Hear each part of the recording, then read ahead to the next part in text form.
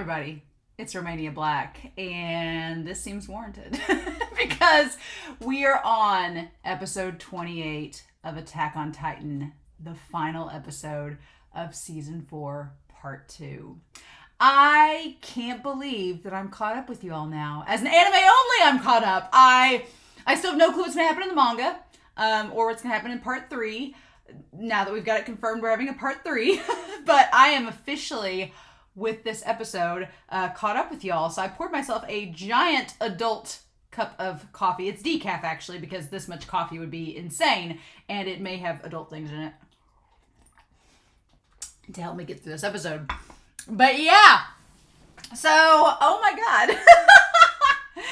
I'm really excited. I do have a couple things I want to go over before we start this episode, though. Obviously talking about the manga, what's on Whiteboard Coon, and about some comments that y'all have left in regards to episodes 24, 26, 25, and 27.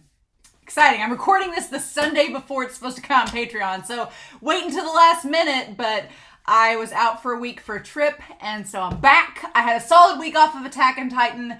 I took a nice refresher. I'm screaming internally because it's the final episode, but I needed this week off to kind of just rest my brain and then come back for this last episode and just see. I'm recording it. It's not quite dark outside yet because I'm like, I don't know how long this is going to take. It's the last episode for the end of the season, so I'm assuming that Mappa is going to end on an interesting note because we want to tie in and have some kind of cliffhanger or something to tie us into whatever part 3 is. I'm not going to, first and foremost, I am not watching the trailer for part 3 because I don't want to be spoiled.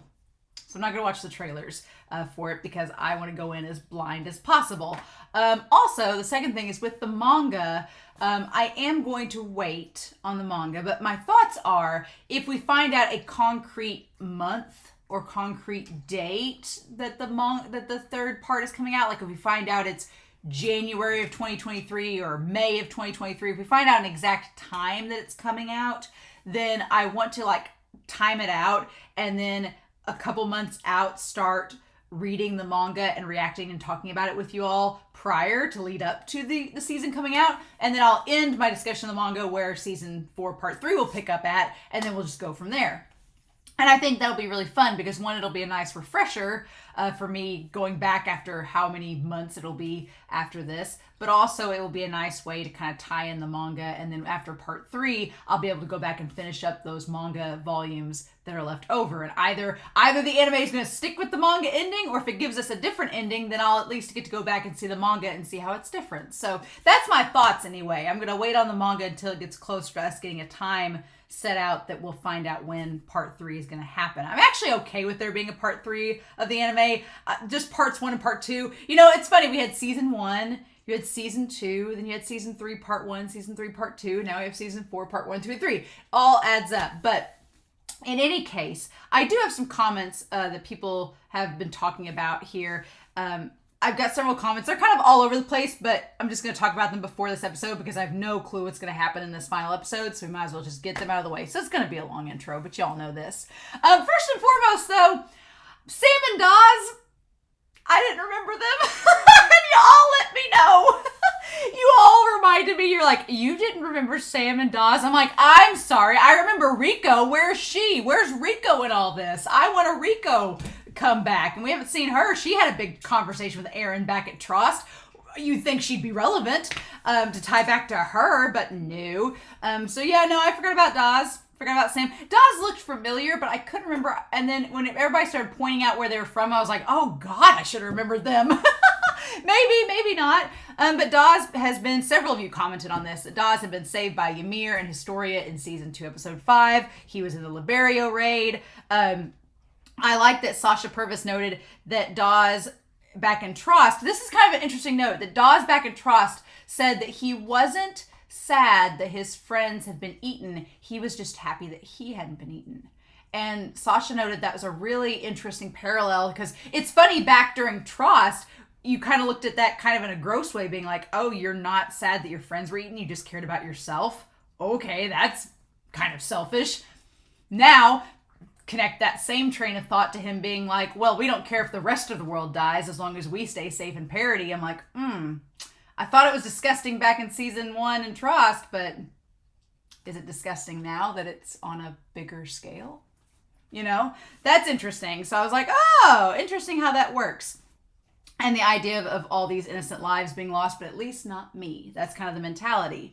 And then with Samuel, Samuel was with Sasha when she stored the meat back in episode 4 of season 1. I was like, and she'd been saved by Sasha when Bertolt attacked the wall. I was like, okay, it was him. To be fair, though, if you look back at how Dawes, you can kind of tell it's the same character from seasons 1 to now. But Samuel's changed quite a bit from season 1. So I was like, oh, wow, I wouldn't have recognized him. But yeah, and interestingly enough, and Samuel, I like this idea that Samuel and Dawes kind of both represented the mentality that Flock had in the last episode. Kind of, they were just more sort of trying to like have the more realistic approach, I guess, to that mindset, whereas Flock was like all in, like, now let's do this. But I am sad that Connie shot Samuel, who was saved by Sasha. It's kind of a funny way that all comes around. Then you have Gabby thrown in the mix, and it's all over the place. Dingy Pachita noted that now all parties have betrayed the trust of their comrades. That includes Reiner and the Warriors. That includes Eren. That includes everybody. It's like Isayama's like, everybody's on equal playing field now. Everybody's betrayed everybody. Everybody's done good and bad. So I like Isayama saying, like, you know, in other stories, there's a clear party that has the moral good over another party where they're morally better maybe. But in this story, Isayama was like, no, every party has done good and bad. Every party has had their hands dirty at some point. So no party can say that they're better than another. And I'm like, I kind of like that. I kind of like that now it's, okay, all these characters have done things, hashtag no regrets. They're just characters on a board making decisions based on what they think will give them the least amount of regrets. And then we just have to see what the consequences of their actions are. And that's crazy and terrifying. And now I'm like, sides? What sides? I'm just rooting for these characters to all live. I just don't want any more of them to die. But yeah, it's interesting. So Dingy and Pachita noted that. AJIN noted about how Eren is selfish. He cares about his people. He doesn't care for the world, obviously. He just cares about his people. And he's more attentive to the idea of the close friends than the larger group outside of that. It's like, okay. El Ribeiro 97 talked about how Levi to McGath's conversation back in episode 24 was very similar to the no regret scenario, being like, you just make the choice that feels best to you. It's like, yep. Viper Leone Navarre talked about how Armin's gamble with Connie back in episode 24 was like Erwin's with Niall and Pixis, which I thought was really interesting during the coup in season 3. And that the idea was both Armin and Erwin decided to put faith in their comrades that they would make the right decisions. And in both cases, they did. And I think that's a really cool conversation that Armin puts faith in Connie to make the right decision, and Erwin put faith in Niall and Pixis to make the right decision. And then that kind of ties in a way to Levi putting faith in Eren to make the right decision, except the only difference is that Eren he hesitates. He makes the decision back in Bite in season 1 to go with the comrades, and we find out later that Levi's like, well, that may not have been the right decision, but I don't know. It's whatever you regret the least. So thank you, Viper Leone and Navarre, for bringing that up. Jack L. I was commenting about how Levi probably wouldn't be able to, he's lost like his index finger and his thumb, like how that's going to affect him being able to do things, or his middle finger and his index finger. He's lost those two. But Jack L noted that Levi losing his pointer and middle finger, Levi is left-handed, so he lost it on his right hand. He's left-handed, so that's one thing that he won't be affected by.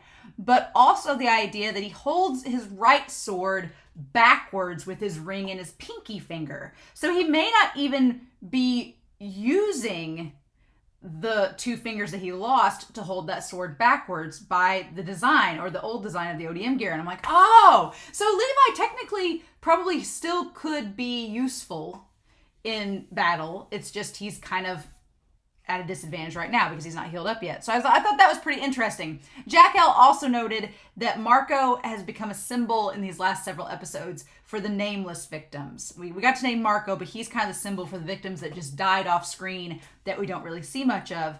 And to all parties, not just to Jean, but to Reiner and Annie, Marco's death was still important to them. To Jean, it was important. And how Jean kind of functions in episode 25 doing the opposite of Eren. Reiner has wanted judgment since declaration of war, and Eren wouldn't give him that judgment. He's like, no, you and I are the same, but I'm not giving you the judgment that you want. And Reiner's like, I just want somebody to punch me in the face.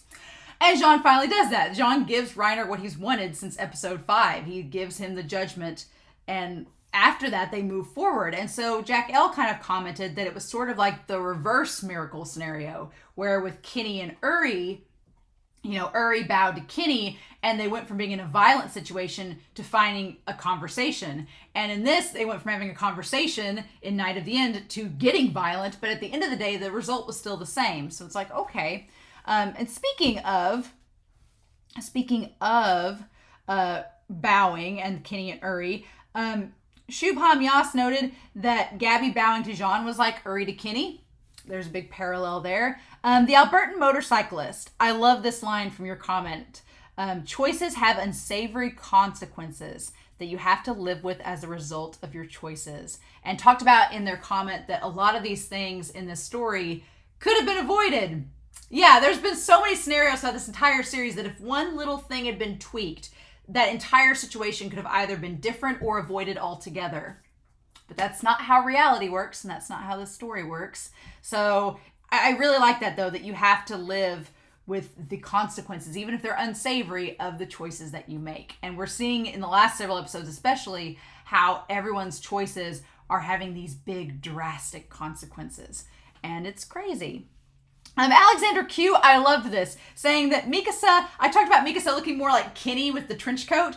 Alexander Q commented that Mikasa looks like Dazai from Bungo Stray Dogs. And I was like, well, that's pretty cool because Dazai is constantly paired up with Chuya, the character in that series, and Chuya's voice actor is the same as Jean, who a lot of people pair with Mikasa. So I was like, oh, how interesting. What a coinkydink, huh? I thought that was really cool. And then also Alexander Q noted as well as Sacha later, that back in 2018, Isayama got married, and in the following year, we got the confession with Falco and Gabby in the manga. So there's a very good chance. I've noticed in this last half of the season that there's been a lot more shippy, possibly romantic moments. And I'm like, Isayama, why are you doing this now? But if he just got married, maybe he did find love. maybe his spouse was like, maybe you should include less savory images of romance in this series. So I like that. I like the Isayama, the Falco confession to Gabby may have been impacted by Isayama getting married. I'm like, oh, look at that. Isn't that's real sweet. Algumalgum noted, I like this idea that Erwin was possibly the equilibrium between Eren and Armin, and that a lot of Erwin's actions, because Eren during the cadets looked up to Erwin a lot. Like Eren in the guidebook, in the canon, in the show, you can tell that Eren really thought highly of Erwin. And so you can kind of see the influence of how Erwin and Eren are similar, but also how Erwin and Armin are similar. So I think that's a really cool combination of the two.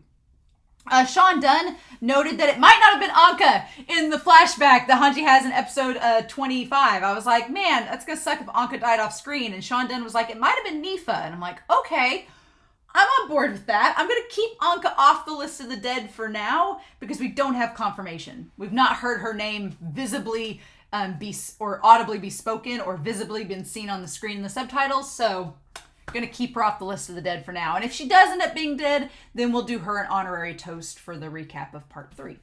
We'll just do it that way. I also like this idea that Sean Dunn brought up about Hanji, the scouts fighting for humanity and not just for those inside the walls. Like, it's always been established that the scouts fight for the side of humanity.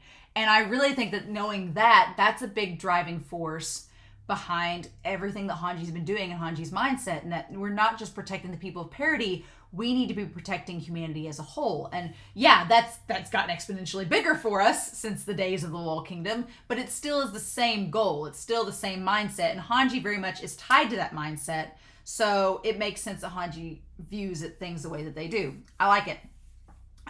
Christopher Peterson notes that Mikasa's ham moment back in the last episode is partially anime only, and Sacha Purvis brought this up too, that the whole blood waterfall thing and all that was anime only. And I've had several people comment about that as well, that the idea that the anime only moment, that it's kind of, I could see, I'm very torn because I can see on one end how a lot of viewers would be uncomfortable with that the last 2 episodes have been very uncomfortable because it's our protagonists are killing their own comrades, they're taking a stand, they're rebelling against the system, it's kind of uncharted waters, and Sacha Purvis notes in coinciding with this, the idea that this series, from the start, has had a very pro-militaristic standpoint that, we've been all for the Survey Corps and the garrisons and the military police. And even when the military police was a little shady, it was like we still are very pro-military in the Wall Kingdom.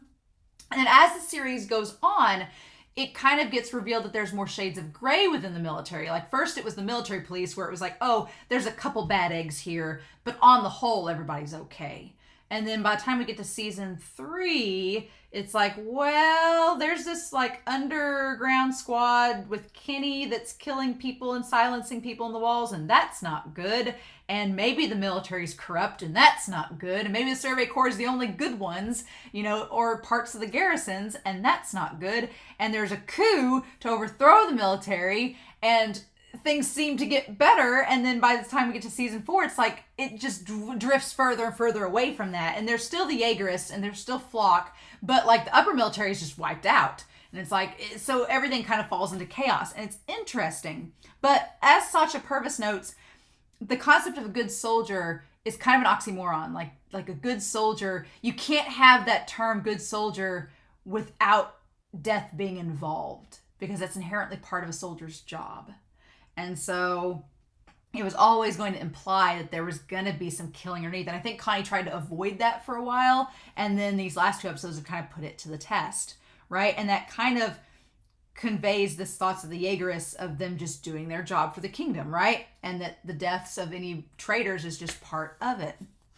And so, but I agree that on the one hand, the whole thing with Mikasa, it does seem like with the extra anime only things, like part of you kind of is excited that Mikasa gets to showcase herself, because like Christopher Peterson noted, his whole lamenting was that a lot of times Mikasa gets overshadowed by Levi as the Ackermans. And so Levi's kind of out of commission right now. So Mikasa gets to shine and show what she can do as an Ackerman. But then on the other end, you've got this really uncomfortable situation and this death and destruction. And Mikasa, it's not that she's reveling in it, but it just, the animation kind of glorifies it a little bit. So I could see how people would not like that. But like Sacha Purvis notes, Sasha's big rant about it was that, all these other characters are doing this too, but that Mikasa gets a lot of flack for it. I don't know if I agree with that, but it's interesting. Also notes that Falco and Armin have a very similar self-loathing, which I hadn't thought about. But yeah, when Falco in the last episode was lamenting, why can't Galliard be here? Galliard would be better at this. It's kind of like when Armin's like, well, why can't Erwin have lived? And so I hadn't made that connection between Falco and Armin being similar, but they really are. They're very self-loathing, and they both are trying to fulfill the shoes of their predecessors, which is interesting. And then I like that Sacha Purvis noted this, not only made the comment and the connection between Annie and Mikasa are lost girls, which I'm like, oh yeah, Annie and Mikasa were the lost girls, and now we see them both embracing each other at the end, which a lot of you said that that's the moment that people thought was a little shippy, was Annie and Mikasa. I totally see it. I was like, oh yeah. I thought it was McGath and Keith, who are still OTP in my book. OTP. It's over. When we get to the ship section of the recap, I'm like, there's gonna be a big old McGath and Keith section. I'm gonna make a shirt. No, not really. But yeah, I liked the Annie and Mikasa moment. I could see that, but there are lost girls that found each other. It's like, oh, that's really sweet. But also the connection of Flock and Erwin and their rhetoric. And I liked how Sacha worded this, saying that Erwin in their speeches used faith as something. And they made the example of when Erwin said, we die trusting the living to find meaning in our lives once we're gone. And I was like, yeah, it's putting faith in the next generation that they're going to do good. It's like, okay. But they also noted that Flock, on the other hand, used fear to motivate people, saying, the world will take vengeance on us and kill your families and your children and everything. It's like, it's a totally different thing of that faith and fear being put against one another. And I would say this, yeah, Erwin didn't use fear in his speeches. He was all about faith and pride and command. And you could argue that Flock uses pride in his speeches as too, but Flock relies a bit more on fear and Erwin more on the faith of humanity. And I'm like, it's interesting to see them both back to back. So they were really good comments. Obviously, any comments I get from YouTube and Patreon about episodes 26 and 28 and then 27, I will note in the recap when we get to it. I'll talk at the end of this discussion about the recap. I will make a note right now to talk about the recap at the end of this because I have plans about it, and to talk about the recap and the 2 shows that are coming up next after this one. But you may be wondering on Whiteboard Coon, and I know I'm at 20 minutes, but you may be wondering on Whiteboard Coon, why exactly I have this written on here. Well, I've had a lot of comments with episodes 25 through 27, where a lot of people in the comments, they were saying, well, such and such, Armin and Co., they've committed war crimes. And so that's really bad. Yeah, it is. It's very bad. But here's the thing.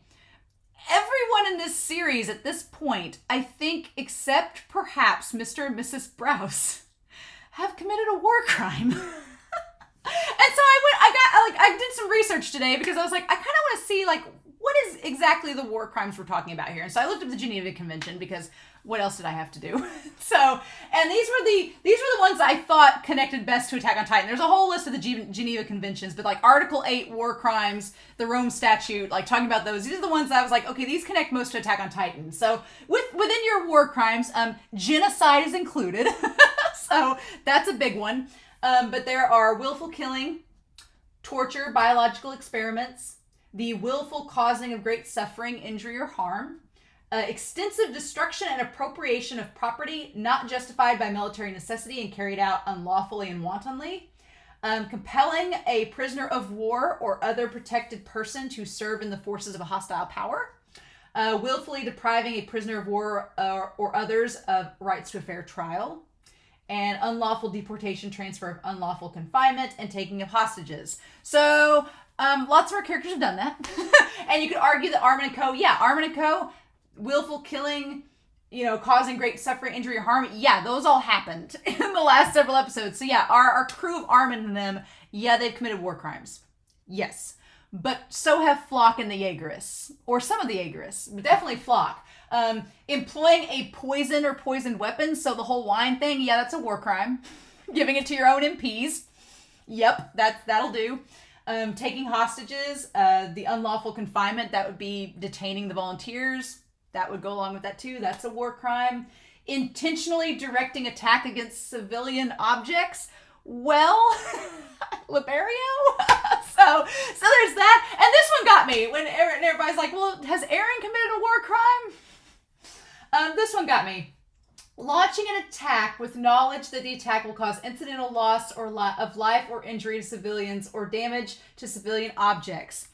Liberio, declaration of war. But then this, or the widespread long-term severe damage to the natural environment, which would clearly be excessive in relation to the concrete and direct overall military advantage anticipated. That's called the rumbling. So yeah, I'm just joking with all this, but I got a lot of comments about the war crimes, and that seemed to be a lot of people were hung up about Mikasa and Armin and Co. committing war crimes. And yeah, it's bad. It is, but Flock and all of them have done the exact same thing, and so have Reiner and Annie. So at this point in the game, I think Isayama's big point is, yeah, everybody's committed war crimes, with the exception of like Mr. Browse and Mrs. Browse and their children. Kaya maybe. Kaya, caused great suffering, excessive harm. But Kaya may have committed a war crime. But in all fairness, like everybody in this series, I think the whole war crime argument is a moot point, because everybody has done a war crime at this point in the Attack on Titan world. And I don't think it's a justifiable argument anymore. It's like, yeah, everybody's done it. It's not good. I don't like it. But what can we do? Like I said, I think at this point, it's just examining the situation and saying, okay, here's where our characters are. Here are the choices they have. Are our characters going to make the choice with the least regrets? And what are the consequences of those choices going to be? Because that's been the great thing about this season, is that Isayama presents us with all these different characters, with all these different choices and options. And once you find out the rationale behind their decision making, yeah, you can see it. Like Flock the last several episodes. I've loved Flock the last several episodes because it's like his actions make sense. He's not just evil like a mustache twirling vaudeville villain. No, Flock had conviction and thought he was doing the right thing. He thought he was saving his country. And you can't dog him for that. It's just, it gets complicated, and it's an opposition of our protagonist. So it's all very interesting. But yeah. So I just mainly did this for fun because I thought, I was like, I want to look up war crimes because everybody's talking about it. So I'm like, has everybody committed a war crime? The answer is yes. But yeah, so let me get Whiteboard Coon out of the way for now. All right, Whiteboard Coon is out of the way.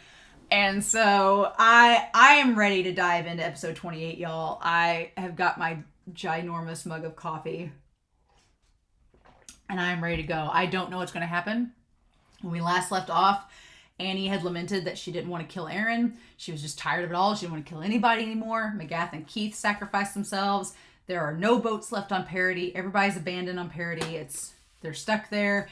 And our crew is heading towards Hizaru's port to service the airship, to possibly go find Eren and possibly talk to him and just see what could happen. But as many of you pointed out, like, a lot of you pointed out, like, where is Eren? Eren may be harder to find than we think, right? And if he's got the power of the Warhammer Titan, he may not be even in that spinal thing. I think Christopher Peterson noted he could even be underground, underneath it for all we know, and they don't come in contact with him. But again, Christopher Peterson also noted that's not really an Eren's character. So he's probably is there amidst everything. But I don't know, y'all. I don't know what's going to happen. So let's find out. So we're going to start episode 28 of season 4 of Attack on Titan. Oh my God. And wish me the best of luck. We're going to start that here in 3, 2, 1. And I'll see y'all on the other side.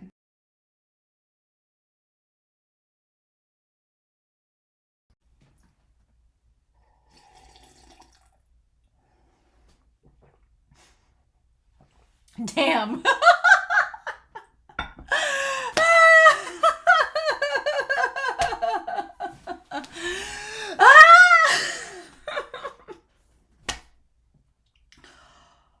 Oh, that episode's great.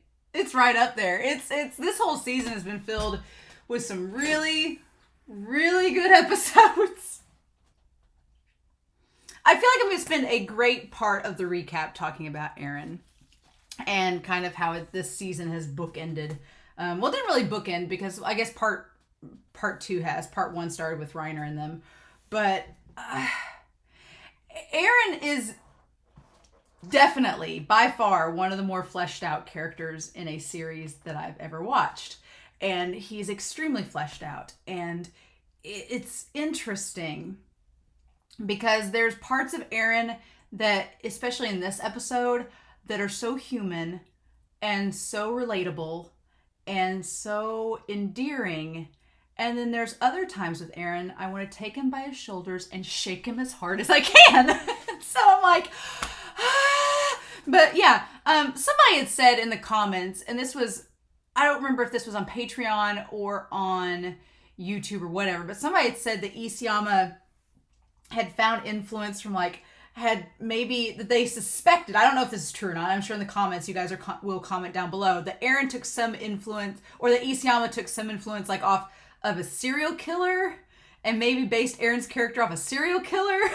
Because there's some aspects of his character that I'm like, red flag, and we don't see it at the, it's funny, we've been talking about Eren since season 1, and back in season 1 I was like, red flag, as a character, but you're like, oh, it's fine. Eren's fine. But I think Mikasa's getting to the heart of the matter now that, no, Eren's always been like this. He's definitely matured and changed and developed, but at his core, Eren has always kind of been this same character. And Mikasa and the world around her and the others around her are just now realizing it. That, yeah, no, Eren's kind of always been like this. The red flags have been there. We just haven't paid that much. We were just like, oh no, it'll be fine. And then this all happened. And the problem is that there's a lot of Eren that I love. There's parts of Eren's character I love and I find endearing and I empathize with. And there's other parts of his character I'm like, why are you doing this? I think that's why Eren's such a tragic character to me, is I think that a lot of his decisions that Eren makes for himself, Eren is his own worst enemy. He causes so much of his own problems that I'm like, dude. And I am so glad that we finally get confirmation. He asked Mikasa what she was to him, what he was to her. And she family zoned him. And I'm like, girl. And then when he has that conversation with Zeke sees the writing on the wall. Zeke's like, oh, it sounds like that girl likes you. Maybe you should tell her. And I'm like, and then Eren takes Zeke's advice, Zeke's actual matchmaking advice, and does the exact opposite with it. Because he doesn't want her near it. And it all makes sense now, yeah, why he does the things that he does. Because, yeah, this episode, if anything, proves just that anything said in savagery was to get them to stay away from him. Now, we're going to talk about that with this and kind of why Eren was okay with doing that. But, God, there's a lot in this episode. There's a lot to talk about. Oh, my God. There was parts of the conversation I'm like, I'm going to have to go back and reread it. I felt like my brain melted a little bit. I'm glad this is the last episode of the season. I'm like, if it's been time for my brain to melt, now's the time. But you give us a flashback, Isayama. Isayama's been all about everything like just coming around. And I've wanted to know...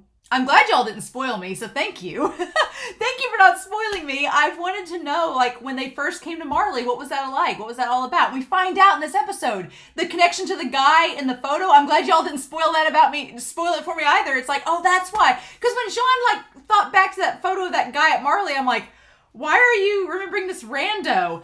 But it was that moment of all of them sharing together. And, God, we're going to talk about this episode, but, God... Everything's hard in this series. Everything is hard. There are no more easy decisions. And it's just difficult, right? It's just difficult because we'll talk about Eren, I guess, is the big focus of all this. Eren, the red flags, you should have seen something like this coming. But the moment he left in the hall, that's what I want to talk about mainly when we get to that point. Because I'm like... It's frustrating. All right. But you have Eren here and Eren's whole thing. So we know now, I mean, it's been established this entire series that Eren as a character, he's always had this close, his compassion to his close friends. So he's always valued what he considers to be his family and friends. Right? That gets a little difficult because if you go back to episodes 20 and 19, especially episode 20, Eren has, his mother is a huge part of his life. Like, Eren really loves his mother, Carla, and, like, values her a lot. Like, all these flashbacks, every moment, like, back during that, he, like, constantly watched her and paid attention to her, like revering her in that moment and showing, like, his love for her. And then you could kind of... Eren has a problem with expressing affection, right? He just is not an openly affectionate person, right? He's not a huggy person. He's not like a touchy-feely person. Eren has difficulty, I think, expressing affection towards people. Like, not his emotions, but specifically affection, right? Because in all the flashbacks of him and his mother... He was, like, arguing with her and just, like, bickering with her back and forth. That's something, like, a kid does. Like, it's nothing unusual, right? But you never see him, like hugging his mom and, like, embracing her or whatnot. You never see those kind of moments with him doing that with Grisha or her. And then you can kind of tie that to Mikasa, and that Eren really doesn't know. When he's questioning Zeke, he's like, well, is there some kind of... Like, Eren was basically asking Zeke, like, is there a reason, like, the Ackerman blood's making Mikasa be all up on me all the time? And Zeke's like, no, that's called a girl liking you. It's like, God, I miss Zeke. I can't believe I'm saying that, but I miss Zeke so much. Because of, like, moments like that where he's like, no, little brother, that's called she has a crush on you. Maybe you should act on it, you know? And then Eren, he acts on it, just not in the way that Zeke anticipated. But what I mean is that Eren... I feel like Eren doesn't feel like he is worthy of affection. Maybe that's the better way of phrasing it, because I think he's confused as to why would Mikasa think these things about him. He's like, why do you like me? What's the deal? Eren doesn't know why she likes him, and Mikasa's like, well, because of who you are, you know, because he's like, is it because I protected you? Like, he's trying to rationalize it. He doesn't believe that he is worth the affection. And that's probably the hardest thing, and the thing that makes me so sad about Eren is that he doesn't think he's worthy of it. He thinks he's a monster. When he talks to them in sound argument, he's like, well, we're all Titans. We can turn into monsters. That's why they view us that way. Like, he thinks so negatively of himself. And it's really hard. It's like, oh, damn, Eren. Like, it's really sad. He values his friends a great deal. Like, that moment on the train back in sound argument, I think or back in Brave Volunteers, one of those two episodes, it's the biggest moment of affection we openly see from Eren. It's like the only time, other than in this tent when he's drunk, do we see him like shedding this kind of affection towards others, right? And then he cries on the hilltop. One, because we'll talk about the hilltop. There's a lot going on there, but it's just, he doesn't think he's worthy of it. And he tells Zeke, he's like, I only have 4 years left. Like, you know, he's like, I don't have a lot of time left to be with her anyway. And it almost seems like he feels like it's not worth it. And I'm like, dude, yeah, it's worth it. And so there's a lot to talk about in this episode. There's a lot to talk about, but it just, Eren, he's so tragic to me because he's such a human character, and he makes decisions that you understand and you get, but then you want to shake him and be like, but you're not getting the full picture. And so it's just, But yeah, he doesn't believe that he's worth the affection of others, which is very sad. And we're going to go through this. But God, this episode was doing real good. There are parts of it that I felt really great about. And I was like, man, this is a great episode. And then it just turns. And then you get nauseous. And then it all goes downhill from there. Oh, God. And the thing with Historia. Oh, we're going to talk about that. Yeah, the whole thing with Historia. Nope. We're going to talk about that. But yeah, there's parts that there's things about Eren that I'm like, you are so much more than you give yourself credit for. And then there's parts of me that are like, why are you doing this? And so we need to just talk about it. It's so complicated. Isayama, like I said, Eren is probably one of the most complicated protagonists of a story I've ever read, as far as having all these layers to him. Having all these layers and being nuanced and still being at his core the same character we've known all 4 seasons. That's probably the most insane thing, is that we thought we knew Eren when we started this series. We thought we knew him. And now that we're getting the fuller picture of him, it's like, oh, okay. And Mikasa's figuring it out too. The moment we got this opening title thing, I was like, oh, we're not doing the OP or ED? Okay. That's the last time we saw it? Okay. I was like, oh no. Okay, I'm going to turn the sound off. Yeah, everyone has said that Eren has changed. And I've thought that too. But maybe all of us are wrong. Yeah, so I love that she's sitting out in the ship, like, just as they're going towards Hisuru, contemplating. So most of this episode's a flashback. I can't believe that. I can't believe the last episode of the series, of the season, the finale is mostly a flashback to connect all the dots, to connect everything back together. Oh, yeah, to connect everything back together. And here's the thing too. Eren cannot control Mikasa's, he can't erase her memories, unlike Historia. We'll talk about that when we get to it. But he can't erase her memories, and he can't control her, because she's what a fun irony in all this. The one person he can't control is the person that loves him, but that may have to fight against him. Several people were noting in the comments that if anybody is to fight Eren at this point, it's probably Mikasa. And I think so too. Now, whether she'll fight him or not, I don't know. But I'm like, Eren, you've driven her away. If that's the thing too. He's driven her to a point where she might fight him, because he told her he hated her. And I know she doesn't believe him, but that doesn't change the fact that he said it. It doesn't change the fact that those words hurt her, that he hurt her, even if it was all a lie. You know, you can't change that past, and he can't make her forget that. So she's always going to remember that.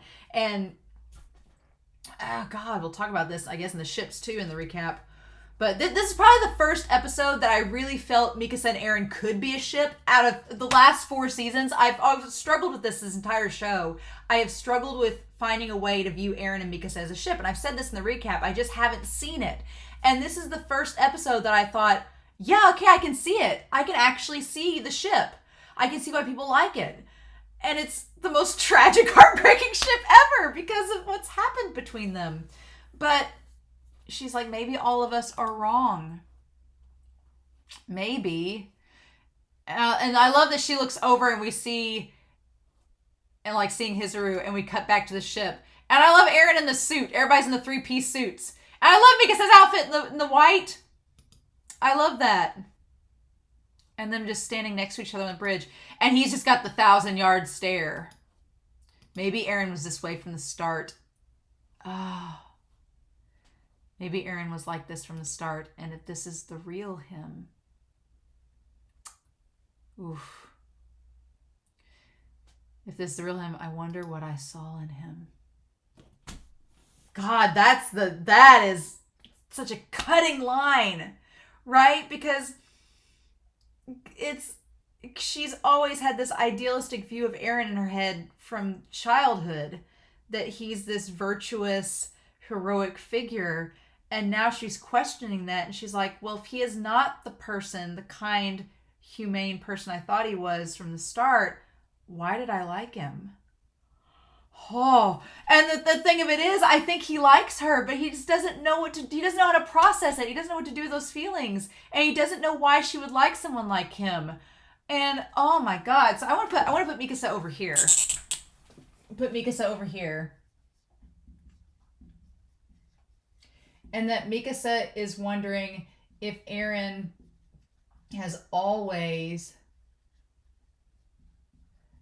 been as he is. They just didn't see, they didn't notice, or they had this idealized view of him. And then what did I see in him? Oh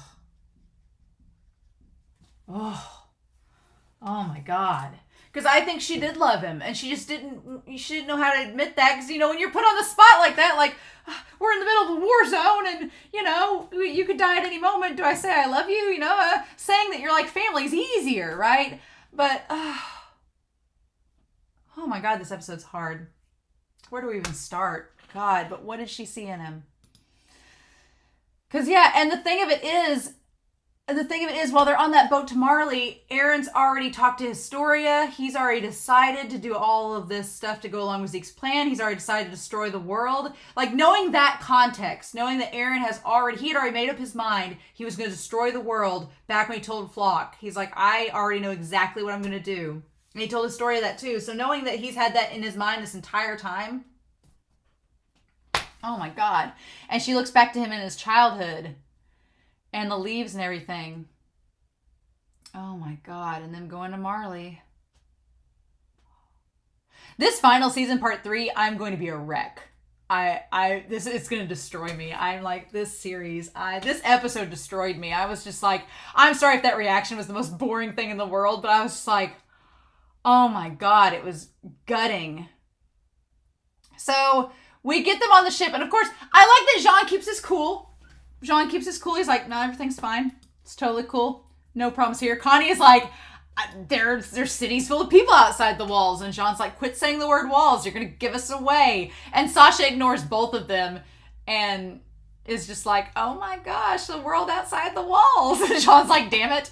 We're the first people from inside to step foot in it. I love that. It almost sounded like Hanji in that moment. Sasha almost sounded like Hanji, like being so excited. And it's so great. And Jean's like, are you kidding? I like that Levi's like, we're just not going to pay attention. For the record, Levi can rock the blue and the black. I never really think blue and black looks like a great combo, but and I like that Hanji wears the most androgynous suit, jacket, everything possible. Our queen, our king, love it. Love it. And then Armin in the green. Armin with the brown and the green. I like it. I like Eren had the black and red. Armin had the brown and green. Contrasting, and then you have Mikasa in the white. Love it. Yeah, everybody's suit combos are great. Somebody help them be fashion forward, because everybody's suit and tie combos look amazing. And then Hanji says, you could say this expedition takes us back to our original mission, to find humanity outside the walls. I love that Armin's like, yeah, that's right. Yeah, so I love that. I love that Hanji and Armin they both, and Levi together, right? So we have, I like that over here in the corner, you have Hanji and Armin. And I'm going to put Levi just a little bit further than them because I got little comments about Levi by himself. But they're all, in a lot of ways, I'm going to put them all together, they're just embodying Erwin's spirit here. I feel like Hanji saying that, it's calling back to Erwin's whole point was finding out if humanity was beyond the walls. And I love that smile they all have in that moment, like, yeah, this is what Erwin wanted us to find out. And here we are. I just, that part is pretty cool. I like the idea that we see his dream being, you know, witnessed by his closest friends. That's really, really good. I feel like and they say, let's go scout. I'm like, all the puns. I love it. I love it. The dawn of humanity. So that title, The Dawn of Humanity, just basically saying, there's a lot of ways you could take that title, honestly. You could be talking about, you know, the dawn of a new version of humanity once Eren destroys the world, like what will be left of it. That could be it. Or you could talk about, if we're talking about the conversations about peace and this whole ambassador thing, which we're going to get to, talking about that and humanity, talking about the dawn of a new day, like what are we going to be doing for humanity? There's lots of ways you can take it in different directions, but God, what a way to end this season. But yeah, so we get to the big port and everything, and when they first arrived, I am so glad that we established that Eren just didn't wander off, you know, away from the group on his own at first. He actually arrived with all of them, but proximity is going to be a big thing I want to talk about in this episode, because I noticed that Eren segregates himself from the group often in this episode, or he seems like he keeps his distance from everybody. And again, we'll talk about that. But in this lively port, that everybody is there. And at first I thought this guy taking the photo was taking a photo of the whole crew. That would have been a little too on the nose, I think, you know. But them getting the goats off the boat. And I just love everybody's. So we have Armin and Jean and Levi and Connie and Hanji and Sasha all being amazed. Like, what is happening? And then we don't see Mikasa and Eren at first. They're away from everybody. But then Anya says, welcome to the continent of Marley. I'll guide you to the Asmobito estate. I love it. And Anya's suit and tie combo. Mwah, I love it. Our dude is fashion savvy. I love it. And going there, oh, it's great. And Hanji's like, Anya, come on. It's like, I'm glad y'all made it. What do you think of Marley's biggest port? And then, oh my God, the thing with the car, because they've never seen one before. They're just like, is it a horse? What? Connie's like, is it a horse? And they're like, shut up, you'll get us noticed. And then Sasha's like, it has to be some sort of cow.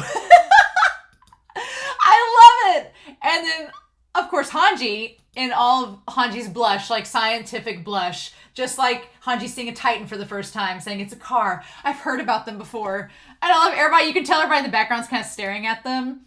And Hanji's like, hello there, car. And Armin's like, hey, people are staring. Like Anya, I like that Armin and Jean are the observant ones. And I love that Armin's probably thinking, we're going to get caught. They're staring. And Jean's like, they think we're bumpkins now. Like Jean is so worried about not being the cool kid. It's great. I love it. Oh my God. It's absolutely wonderful. And then Jean's like, I'm just leaving. And so the three of them run after the car. And Levi's going, oh my God, I came with these people. If we don't stop them, they'll try to feed it carrots. And I love that Anya's like, oh, that's a funny joke. Don't be silly. Oh my God, they're buying carrots. And so, yeah, but Eren strays away from the group. So we say that Eren, I'm going to talk about this, in all of this, that Eren keeps his distance, right? He maintains a distance from everybody. And Mikasa goes off to find him. Says, we don't know what to expect, so stay close to me. That Mikasa's trying to protect him. Because Eren just, he still looks young there. Like his hair hasn't grown out. He still looks young there, right? So, okay. So this was 10 months, how many months has passed? We don't know. Eren's hair grew out substantially in in a quick amount of time. So I'm assuming it was several months after he left the hearing, right? And went off on his own and got involved as a soldier in the war part of it. Okay. I'm assuming that is what happened, but we'll get confirmation of that later. But Eren, because Eren just kind of is like looking around, being like, oh my gosh. And and Mikasa's just like, hey, are you okay? And at this point, we know that Eren is planning all this, and he's looking around, seeing all these people. And the thing of it is, at the beginning of this episode, there's all this like camaraderie and fun and kindness that is there. And Eren's kind of looking around, and you almost wonder if he's like having a regret, being like, wow, everything looks good here. But then we see the thing with the thief, with the kid, and that's we're going to talk about when we get to it. And he's like, oh, yeah, right. And Mikasa, and he's like, quit spacing out, Eren. We're in the outside world. And it's the three of them. He's like, yeah, this is the other side of the sea, isn't it? Where our enemies are. Yeah, and it's like Eren just bringing down the mood. It's just like Eren gets super solemn, and he's that one friend that you're like, well, it's a Debbie Downer. Like, oh God, yep. He says it's the other side of the sea. And they're both like, yeah, stick with the group, especially you. And I like that Levi steps in, he's like, stick with the group, especially you whippersnappers. He's like, I gotta keep my kids in line. So Levi saying stick with the group, saying keep together. Yeah, Levi taking on this parental role with all of them. I love it. But Eren acknowledging very early on that these are our enemies, because he's already made up his mind at this point that he's like, these are our enemies beyond the sea, even though they don't look like it. That's what they are, right? And of course Eren's just like, and then Armin and Mikasa are like, all right, yeah, we'll stick with you, Levi. And Mikasa, I love that we just keep seeing her looking back at him, just like wondering. And you see in hindsight now that Mikasa has always been watching Eren. She's always watched Eren, right? And you can see that even back then she's noticing that something is different. Something is wrong. And it's almost like she has this. And if you talk about the Ackerman instinct thing, that it's a survival instinct, maybe you could argue that maybe something in her was trying to trigger her thinking that something was up, like something doesn't feel right, like maybe I'm in danger because of it. So we get this thief coming in, right? And it's funny, the ice cream thing, oh my God, with Sasha, it's absolutely amazing. I love that he gives her the ice cream. And John's like, not again. And she's like, I just need all of it. The ice cream thing is so cute. And I love that she's just like, it's flipping cold. I love that she has her southern accent. She's like, what the hell? She's like, that done hit the spot. Oh my God. Like her accent, the browse in her comes out. It's amazing. And John's like, well, wait, I want to try this. And Connie's like, me too. And I love that Levi's like, I told them not to stand out. But Levi stands out because he's short, right? And then you can see the clown in the background. We'll talk about that damn clown. And then Hanji says, nobody's going to see that and think that they're island devils. It's fine. And then he's like, you guys got to try this. I like, again, so Jean confronts Armin and Mikasa. Eren is not with them. He is back in the back. Eren is keeping his distance. Even back then, he's not engaging with them, right? And I know that there's the Attack on Titan, the high school cast, alternate universe thing that he's made. And in that alternate universe, Eren is like this just kind of introverted nobody that stays off to himself. So it's like, it's interesting. And John's like trying to convince them. I'm sorry, but I don't like clowns. I don't like mascots or things that are dressed up. I absolutely am terrified of a mascot or a clown. And so Levi's expression was like, hey, Sonny, would you like some candy? That shot of Levi is the most amazing thing I think I've ever seen in this show. I can't, y'all. I can't. Just that, Levi's like, please don't kill him. Don't kill him. Levi's like, it's taking all I can do to not to not have a reaction. God, Isayama, why are you doing this to us? I just, no. He's like, oh, cool outfit. Are you in a kiddie gang? And he thinks Levi's a child. I love that Anyan and Hanji are like, So yeah, so then this kid tries to take the purse and goes after, you can see the kid walking after Sasha and them. And then Mikasa liking the ice cream. Oh, and Mikasa with the blush, she's like, oh, this is actually really good. But again, Eren is not partaking in any of it because Eren knows that he's here to kill all of these people. That he's going to kill every single person here, right? And so he doesn't want to partake in anything that they have, right? Because that would, it almost feel, like taking even more advantage of the situation because he knows he's going to have to kill all these people.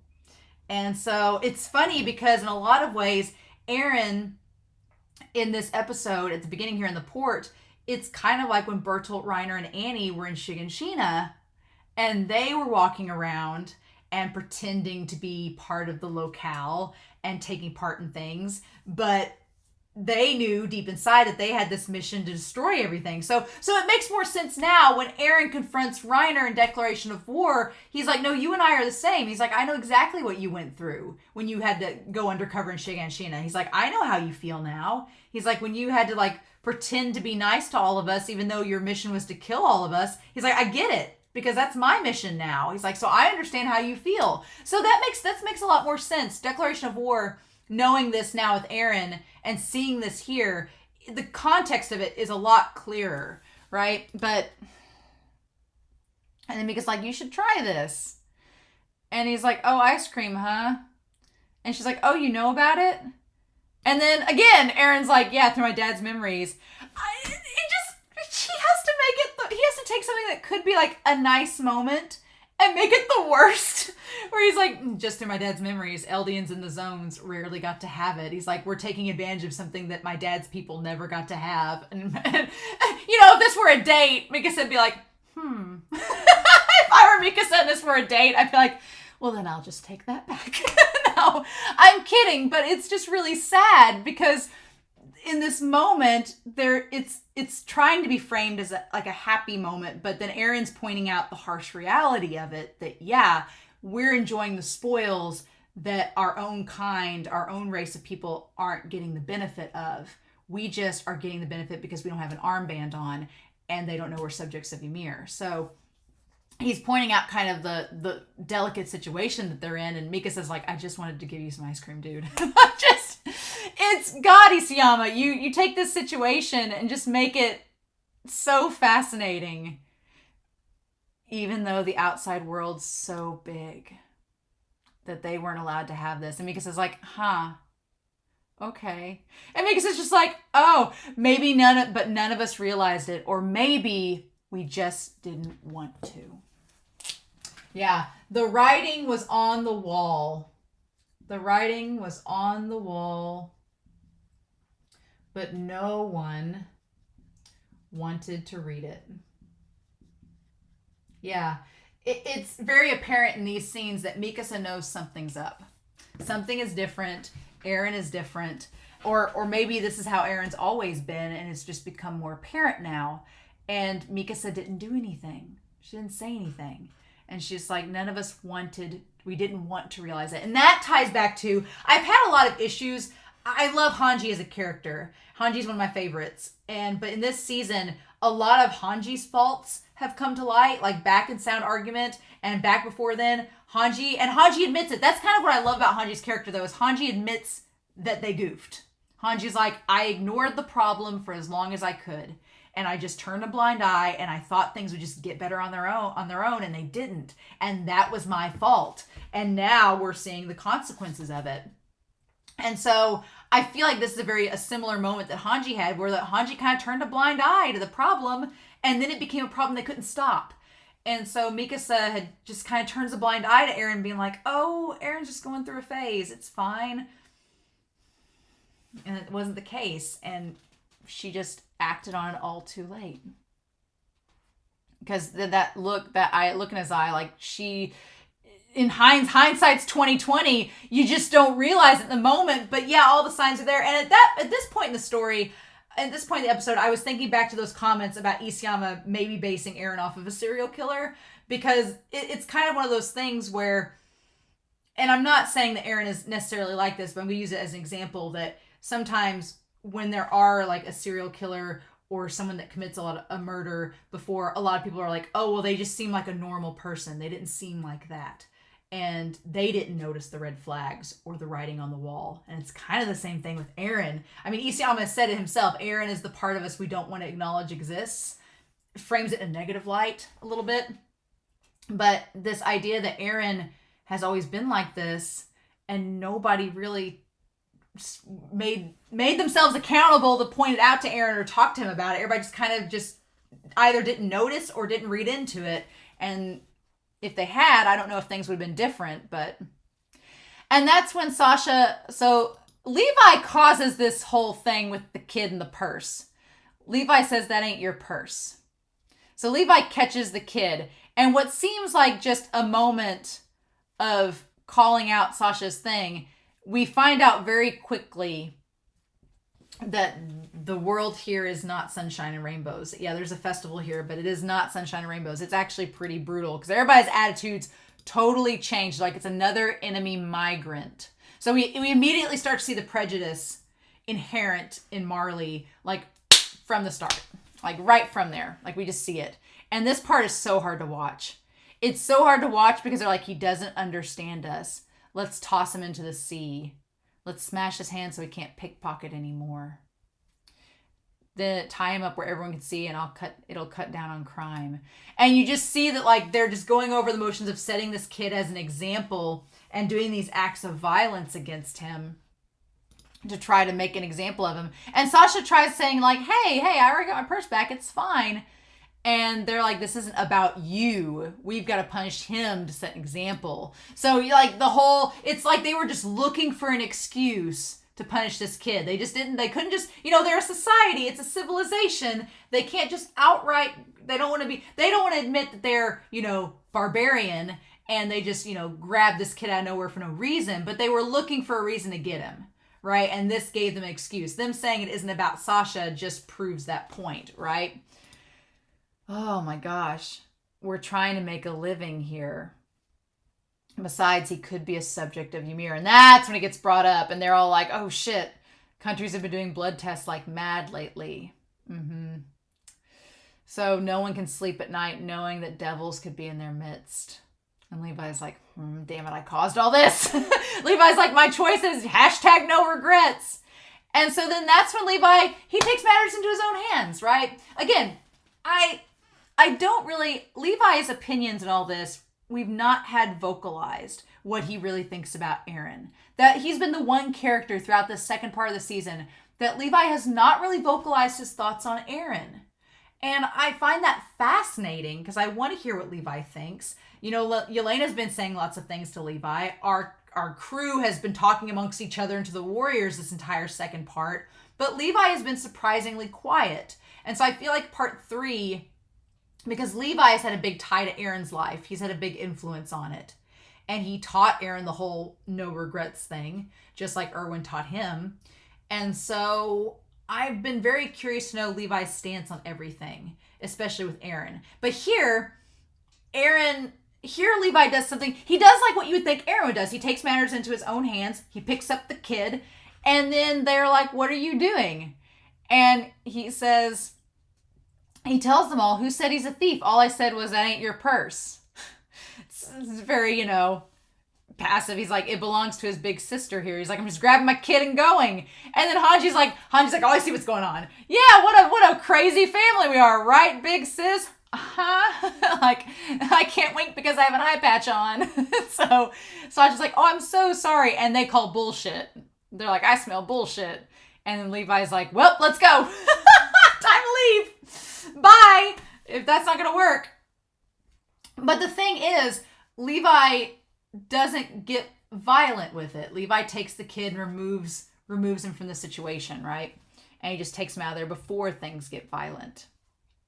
And it's like, where'd that brat go? And then they say, over there. And he runs off with Levi's purse. I love it. And he's like, God damn it. some Azumabito change.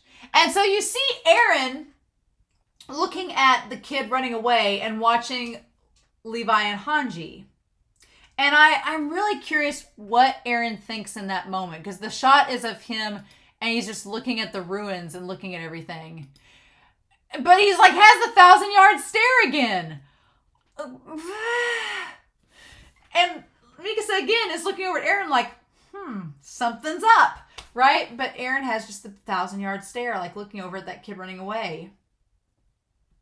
And it's fascinating. And then I'm sorry you went through that. And then we have the Hizuru complex. As blood testing has improved, countries across the world are finding they're inhabited by subjects of Ymir who fled the zones. So they're everywhere.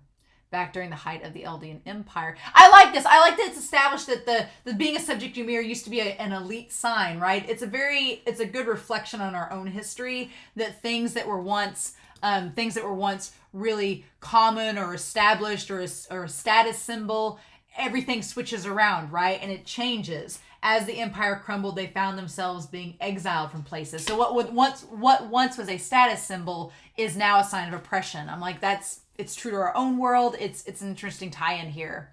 Again, we have these characters. We have Hanji and Levi sitting with Sasha, Mikasa, and Armin, and Jean and Connie are on either side. Eren is towards the back of the room, right? He is conveniently by the exit if he needs to leave. It's just like he's slowly separating himself more and more from the group. Like he knows what's coming. Such is the life for Eldians outside of the wall.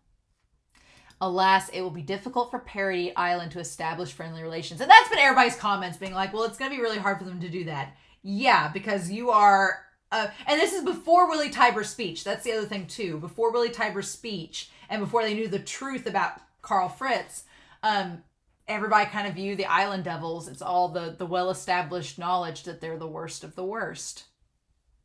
So we have this thing here where, again, Eren is towards the back of the room. And even so, and I love that Armin, of course Armin says this, even so, giving up on peace means we'll have to go along with Zeke's plan. If we give up on this opportunity of a dialogue, we have to go along with Zeke. To leave our fate in his hands and to sacrifice Historia and her children. And again, we don't see Eren. He's not in this shot. He's absent from the group. It's just, there's so many like symbolic images of this throughout this episode. Oh my gosh. Yeah, but we came here to avoid such a future. Like Hanji's like, slow down, Armin. We're not there yet. We came here to try to avoid that. So, and for the subjects of Ymir protection groups debut in tomorrow's forum. Okay, so there's a group. So this group, the subjects of Ymir protection group, is in tomorrow's forum. Okay. They're debuting in the forum at Marley. All right. It's still not clear what the group seeks to achieve. So before they went to the debate, they didn't know what this subject of Ymir group. I'm gonna put them right here. The subject of Ymir protection forum. Okay. So this forum apparently in Marley is designed to help protect the subjects of Ymir, which is interesting. I want to make note that, yeah, this whole situation with the forum, when we get to it, it's bleak. It's very bleak. It's hard. The fact that this even exists, though, is something. I mean, really. I was surprised when they said they actually even had a protection group, and that the Marleyan people let them have a voice on the floor of their government. I'm like, okay, well, that's something. At least that's more than I thought that would be possible, right? Okay. And so the Azumabito woman, Kiyomi doesn't know what their goal is. And so Hanji says, okay, we'll be observing them first just to see what they're talking about. If they seem promising and agree to speak with us, then we'll express that Parody Island seeks peace. Yes. Okay. And I like that the Azumabito woman's like, yeah, we are happy to help you down that path. We don't know if that's going to go that way or not, but we're going to help you. Though, are you being realistic about your chance of success? Which is, yeah, I mean, as we see in the next scene, this chances are quite slim, right? That it was kind of seemed like a doomed to fail mission. But I love that Hanji and Armin both know that it'll be very difficult and very dangerous. And Levi, it cuts to Levi looking like, yeah, it is. But having said that, we have to give it our best shot. We have to try, like, to do something. And that's when Mikasa notices that Eren is gone, that he's not there listening anymore. And the question remains, when did Eren walk out? That's my thing. That is one of my big things about Eren's character, is that it seems like any time the option of a dialogue or the option of diplomacy or the option of peace is put on the table, Eren leaves. He does not even want to consider it. Like, Eren does not consider peace an option. And that becomes frustrating because Eren's whole motif is that he doesn't have any freedom. He's one of our least free characters in the series because of his actions, because of the actions that he takes. And in a large part, you can say, well, Eren is responsible for a lot of his own actions, and they kind of create this conundrum and this paradox where he can't escape it. Like, he creates these situations that he can't get out of, and then he's stuck in them, and he has to go through with them because that's just how he's made it, right? And that's so true that people oftentimes in real life, they get themselves into a corner, and then the only way out is to fight their way out, right? But probably my most frustrating qualm with Eren is that he's never around when there's talks of peace or dialogue. When Armin and Hanji are having these discussions about trying the whole children in the forest metaphor, Eren's not present. He wasn't present in Brave Volunteers for the moments when they were bonding with Niccolo. He hasn't been present in Children of the Forest for Mr. Browse's monologue. He hasn't been present during the conversation in Night of the End where they're all finally sharing these stories and creating a dialogue. He's not present for that. Eren misses out on every opportunity when peace is brought up or there's a moment of trying to establish it. He sees the worst case scenarios and he acts upon those, but any moment where the possibility of some hope is brought up, he's not present for. And that's very intentional, I think, on Isayama's part, because that ties to his character and his resolve. And Mikasa's like, where's Eren? And he's up at the top of the hill. God, and this is hard. So the kid running off. And he's crying. And that's so, Eren crying is just so sad. Because we've seen him cry back in season 2. When we saw him cry back in season 2, right? Maybe in season 1. But him crying, and she gets mad at him because she's like, why'd you run off? You're like, the enemy's looking for you. What are you doing? Everybody's been looking for you. And he wipes his tears away. And then he sees this camp. And so they're telling him. So I was very curious because you see the kid running down the hill. The boy from the marketplace. What happened? And Eren tells her, nothing yet. Nothing yet. Yeah. Nothing yet. Nothing yet's happened. And she's like, what do you mean? What do you mean nothing yet? It's a place for people who lost their homes to war. And it reminds him. So that I'm wondering, there's a lot of reasons that I think Eren could be crying in this scene. One, because he knows that he's come here to plan this plan to destroy the world, and it's possibly going to separate him from all of his friends.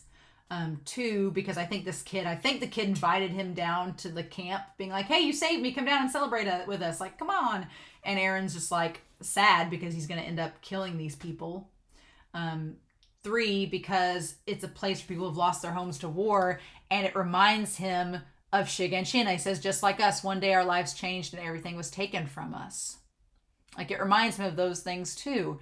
So he's like, all of our freedoms were stolen. And that's been Eren's big thing, is the idea that all of our freedoms were stolen. that day in Shiganshina. But it's even before then, right? It's even before then. It's not that just that day at Shiganshina. They've been stolen way before that. He's realized all that now. And he's going to tie back to it. And Mikasa's like, he's like, why do you care so much about me? So he finally asks her, why do you care so much? And she's like, huh? He's like, because I saved you when we were kids, or because I'm family.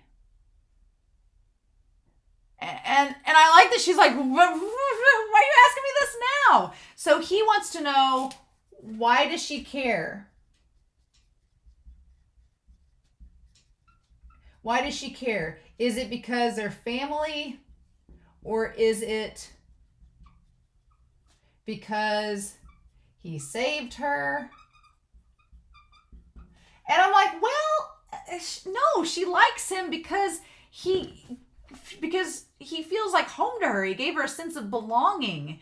And because she just likes him. Like sometimes you don't necessarily have you don't have to have a reason to like somebody, not like a concrete, like, this is the reason I like you because you bought me ice cream every day. Like, there doesn't have to be a necessary reason. She's like, you know, and to put her on the spot like that, like, I don't blame her. He says, what am I to you?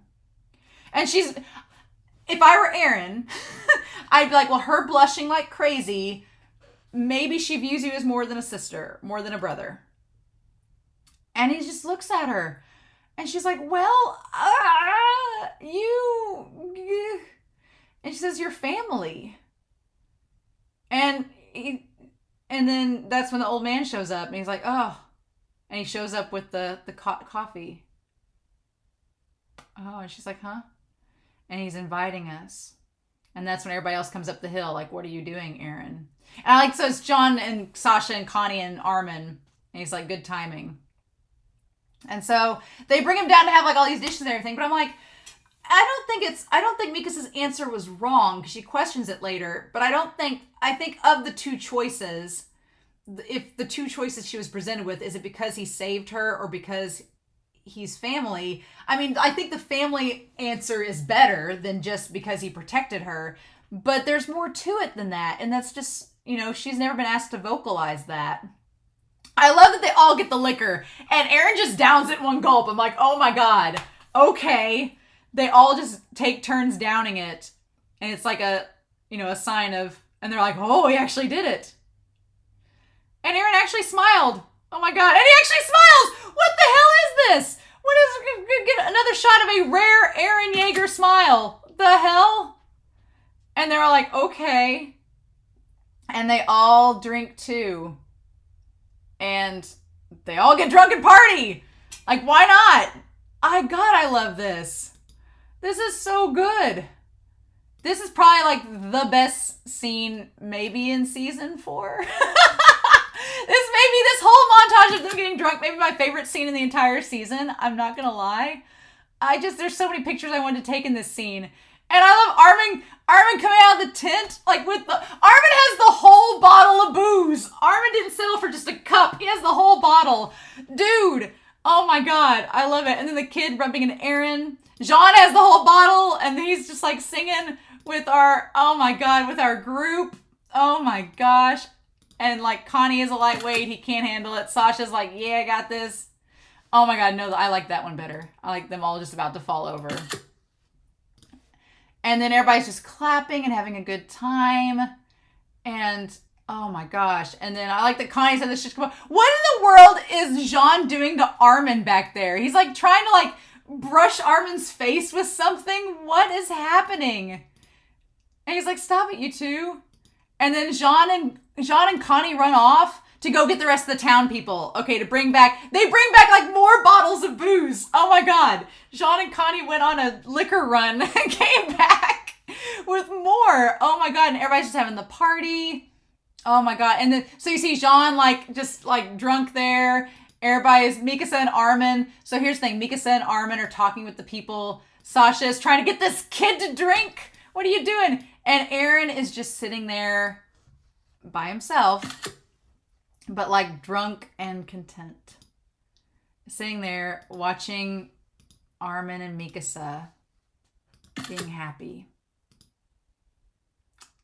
And he's just so, yeah. And that's all he cares about are his friends. Damn. And then I just love that Jean's like, oh my God. Jean and Anyan and Hanji are like, what has happened here? And it's just Connie. Connie has one of the hats on and he's passed out. Oh my God. And Eren, of course, Eren has his foot over Jean because why not? And I think their disgust is mainly at the fact that Sasha is throwing up in the corner. Like just throwing up in the pan. But then there's the three of them, our trio of Eren with Mikasa and Armin. Oh my God, you guys. So yeah, so Eren by himself in that moment, showing that he truly does love his friends. Like he loves them. Like he cares about them more than anything. And I think that's the thing, that love is so intense and so strong that his reaction to them being threatened is so intense and so strong. And it's, oh God, it hurts. It hurts. This episode physically hurts because this moment is so beautiful. And then we get the forum the next day. And so this guy in the forum, we seek to aid refugee subjects of Ymir scattered across the world. So in this protection forum, it's basically to help subjects. They are not Eldians, nor do they believe in the Empire's dangerous ideologies. So he frames this in a way, this speaker frames it in saying that they are not Eldians. They don't believe in the Empire. They were just oppressed people who were forced to become subjects of Ymir against their will, right? Yeah. They're just saying they're tragic victims of the Eldian Empire's forced interbreeding. They're basically they were just herded up like cattle and forced to become Eldians. Which, that's kind of the whole history of Eldia in a nutshell, is that the original King Fritz forced himself on Ymir, had these kids, and then he made his daughters, told them to do the same thing, and then it all just went from there, supposedly, as far as we know. So that's kind of the whole history of the entire Eldian Empire. It's the detestable island devils we should hate. So, yeah, so parody is the enemy. According to this group, parody is the enemy. It's the island devils that we should hate. Oh, hate the devils who fled to the island 100 years ago. And Hanji's like, well, shit, we're not going to be able to talk to this guy. That's not going to work. Those island devils are our true enemy. And everybody's clapping and cheering. Yep. And everybody's like, well, shit. And that's the day that Eren walked out. And they don't see his face. And that's the day that Eren left. So, that's all he needed to hear. All he needed to hear was that parody was still in danger. Still in danger. And that there was no choice. He's like, our one chance to go over here and see what this group was doing, it all turned out to be just as futile as all of our other options. And at the end of the day, parody is still in danger. My friends that I love are still in danger because this group is not going to listen to us. But I will say this. This kind of goes back in a little bit to what Keith, in a roundabout way, if you kind of combine the thing about Keith talking to Surma with Willie Tyburn's speech, right? If you tie all these things together. Because the fact that there is even, again, this protection forum against all odds, right? It kind of goes back to when Zeke was allowed to have counsel with the Marleyan government. Like, oh, okay, they're willing to listen to you. Okay. So there are a couple factors that tie into this whole protection forum that I think could make it interesting, right? And that is the ideology of McGath, who unfortunately is dead, and the ideology of Willie Tybur, who is unfortunately dead. And then the idea of Keith, who is also unfortunately dead. So our three dearly departed spirits. You had McGaff on the one hand, who was kind of in this boat of wanting to change Marleyan ideologies about the Eldians. So you had McGaff, who wanted the Eldians of Marley to be viewed in a different light because he'd served with them in battle. He knew that they were people too. And as we find out over the course of the season, he wants them to have rights like Marleyans. And he wants Marleyans to understand the cost of war and the price that the Eldians have paid for it. So you have that viewpoint kind of put out there. You have Willie Tybur after this forum takes place. You have Willie Tybur pointing out that the Island Devils actually aren't exactly what we thought they were. You know, Carl Fritz decided that he wanted to repent for his sins. So the Devils, he kind of paints them in a different light and paints them more as victims in a way. And again, the whole Liberio attack was supposed to paint the Eldians of Liberio as victims. So there's that ideology. And then there's this ideology of Keith telling Surma that, yeah, blend in, listen, bury yourself in the ranks, and then at one point rise up. So, and change things. So I don't know, it's hard to articulate this and it sound coherent, but there's a part of me that's like, this whole Subjects of Ymir forum could be adopted and molded and altered over time. And it's like baby steps.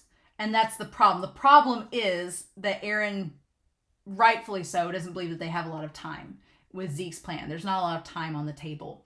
But, I mean, ideally, if you had time, then, yeah, you could slowly but surely maybe work and tweak this. And if Willie Tybur had stayed alive and this truth of what Carl Fritz had actually done had been purported, then maybe it seemed like with Willie Tybur's speech, the perception of Eldians was going to be altered in some way, shape, or form. Now, enough to have any ramifications immediately? Probably not. But Maya B commented on Patreon the idea that Willie was, because the whole proposal at the beginning was that there were resources on Parody that Marley wanted, and so they wanted to just annex Parody. Now, were they going to commit genocide against all of Parody, or they were just going to maybe absorb them like they had the Eldians of Marley? I'd have to go back and rewatch the series to know for sure, but I think the point is that Willie's speech bringing about the truth of Carl Fritz was maybe going to change the mindset of the people in this committee slightly, if anything, and maybe open up some doors to something else. I don't know. We can't know for sure, right? Because they're all dead now. So, but I just feel like there's been bits and pieces that have been strewn along the way that show that this situation right now looks terrible. Like, it looks like there's no chance of peace being even a possibility. And that's why Eren walked out and was like, nope, that's it. We tried. We gave it a shot. Didn't work. I'm going through with my plan. But I don't know. There's just the fact that this even exists means that it could change. And I don't know. I'm just, that's my wishful thinking, hopeful thought about all of this is that, yeah, no, I could see maybe an ambassador program or something like this getting on the table. And here's the thing, post all of this, going back to the Willie Tybur thing, with Liberio and them being a target and being victims of Eren's attack, Willie Tybur made sure in his speech to make Eren the enemy, that Eren was the one we should worry about. He did say that, we need to conquer Parody. Yeah, he did. He did say that, but he made Eren like a figurehead, right? Like the leader of the resilience in the attack on Liberio. And now Eren is the founding titan, so he's the one leading the rumbling, so he is the figurehead of all of this. So I don't know. I can see the writing on the wall of Isayama, if they decide they have to go against Eren, that they make some kind of plea being like, we're the ones that fought Eren, the devils of Parody fought Eren to save you all, maybe you should listen to us.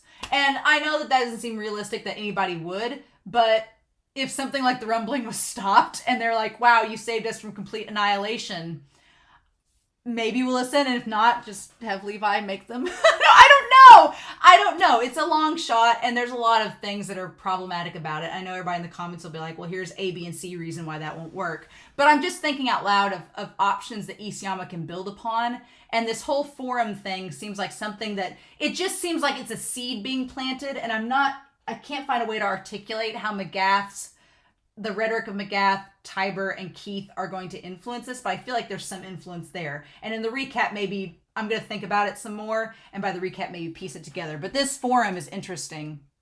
But yeah, Eren's like, he heard enough. He's like, it's time to go. He's like, and that was the day that Eren left us. And later on, the letter he sent said he didn't trust Zeke with everything.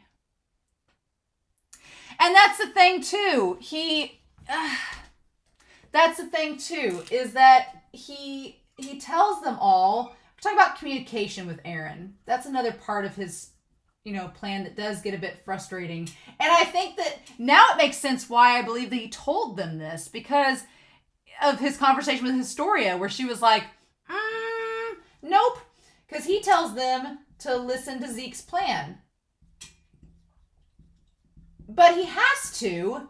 He has to tell them to listen to Zeke's plan, because he has to tell them that he's going along with Zeke's plan because he needs Zeke back on the island so that he can use Zeke to activate the rumbling. So all this is part of Eren's plan to use Zeke. So in getting this to work, he has to use his friends to make them go along with it. So he basically just tells them, okay, go along with the plan with me. God. And of course, Levi. I like this focus on Levi as Hanji's reading the letter, saying later on, the letter he sent said everything he didn't trust Zeke with everything. Levi is just looking at this going, really? Like, Levi, I like that focus on his face of him just being like, are you serious? And John and Connie look upset but not surprised. Hanji looks in the back like she's about to throw up. Like, Hanji does not look happy. And Sasha looks worried. Anyan looks contemplative. Armin looks like he's trying to figure it all out. And there's a lantern on. Of course there is. And we don't see Mikasa until by the next time we saw him, it was too late. So I had to get all the gear together to go after him. And by that point, so by the time they got back and got the ODM gear and got back to where he was, then all this had happened with Liberio. Okay. So we're tying the timeline together. And that's when Mikasa looks at him. And then I wonder, was there any other choice we could have made? That's the hard question, right? Because that's the hard question. Like, if they hadn't have shown up to help Eren, he probably would have died. He was really relying on them to show up and save him. He was relying on their friendship and compassion and love for him that they'd come and get him. And they did. And in a way, yeah, Eren used them. He made them come and do this, and Sasha died for it. That was the price that they paid, was for them to come. Sasha's life was the price that was paid there. And I don't know, but Eren walked out and left and didn't tell them anything. And I know there's that argument that he didn't have a choice, but yes, he did have a choice.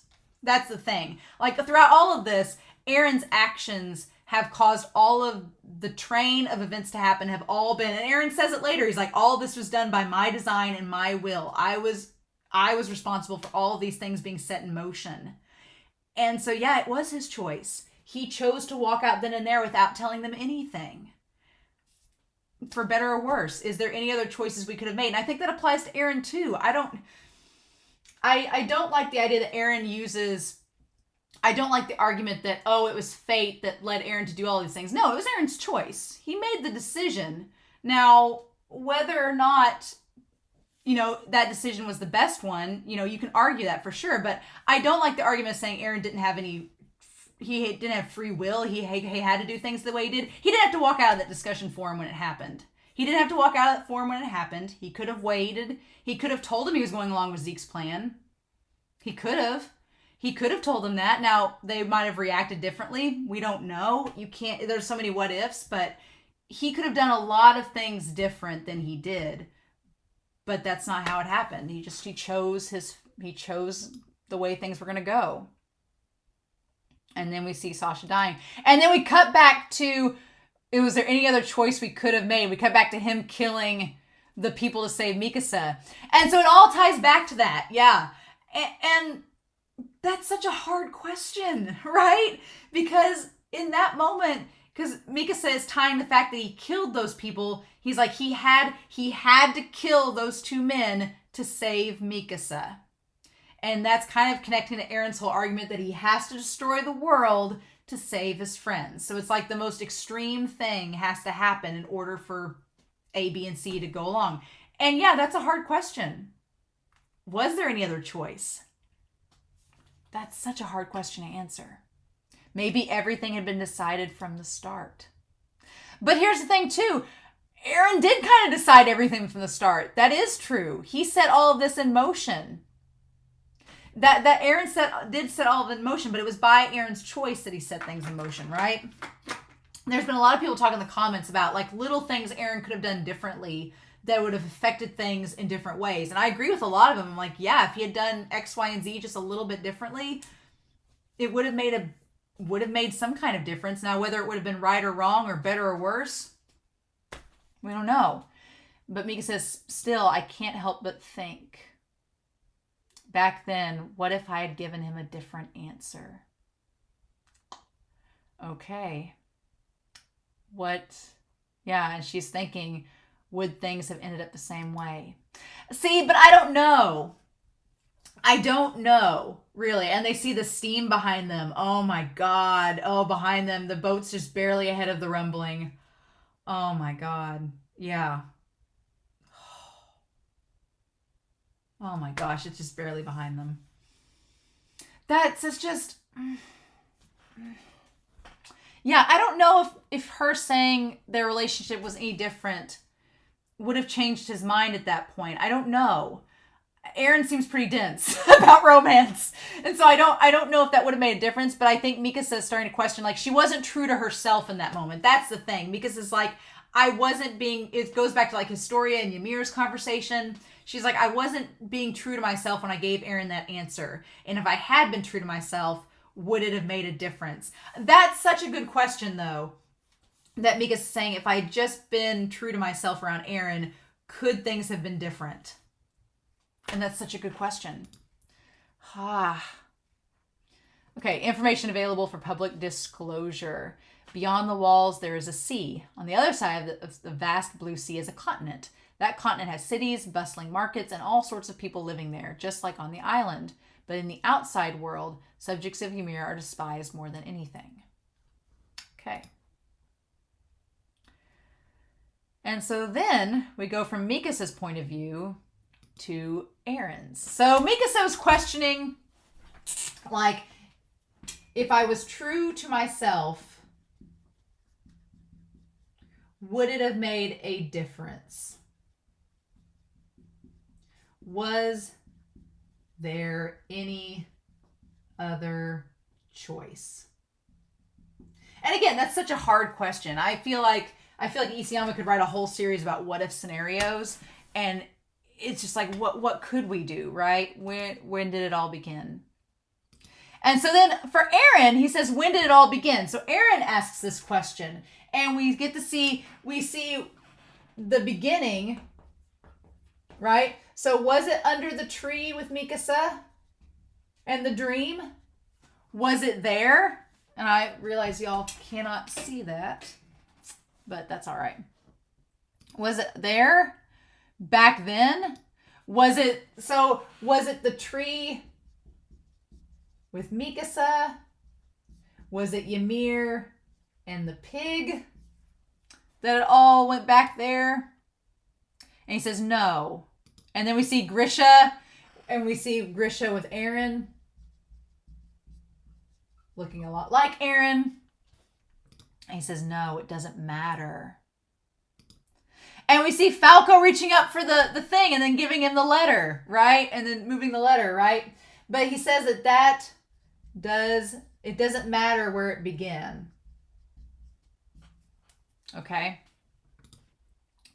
And then Reiner, and then the Tybers, everything, Connie and Jean, and Eren saying that he liked his friends, and Mikasa, and we see him beating up Armin, we see Peek, we see Zeke, we see Grisha. Everything happened by my will.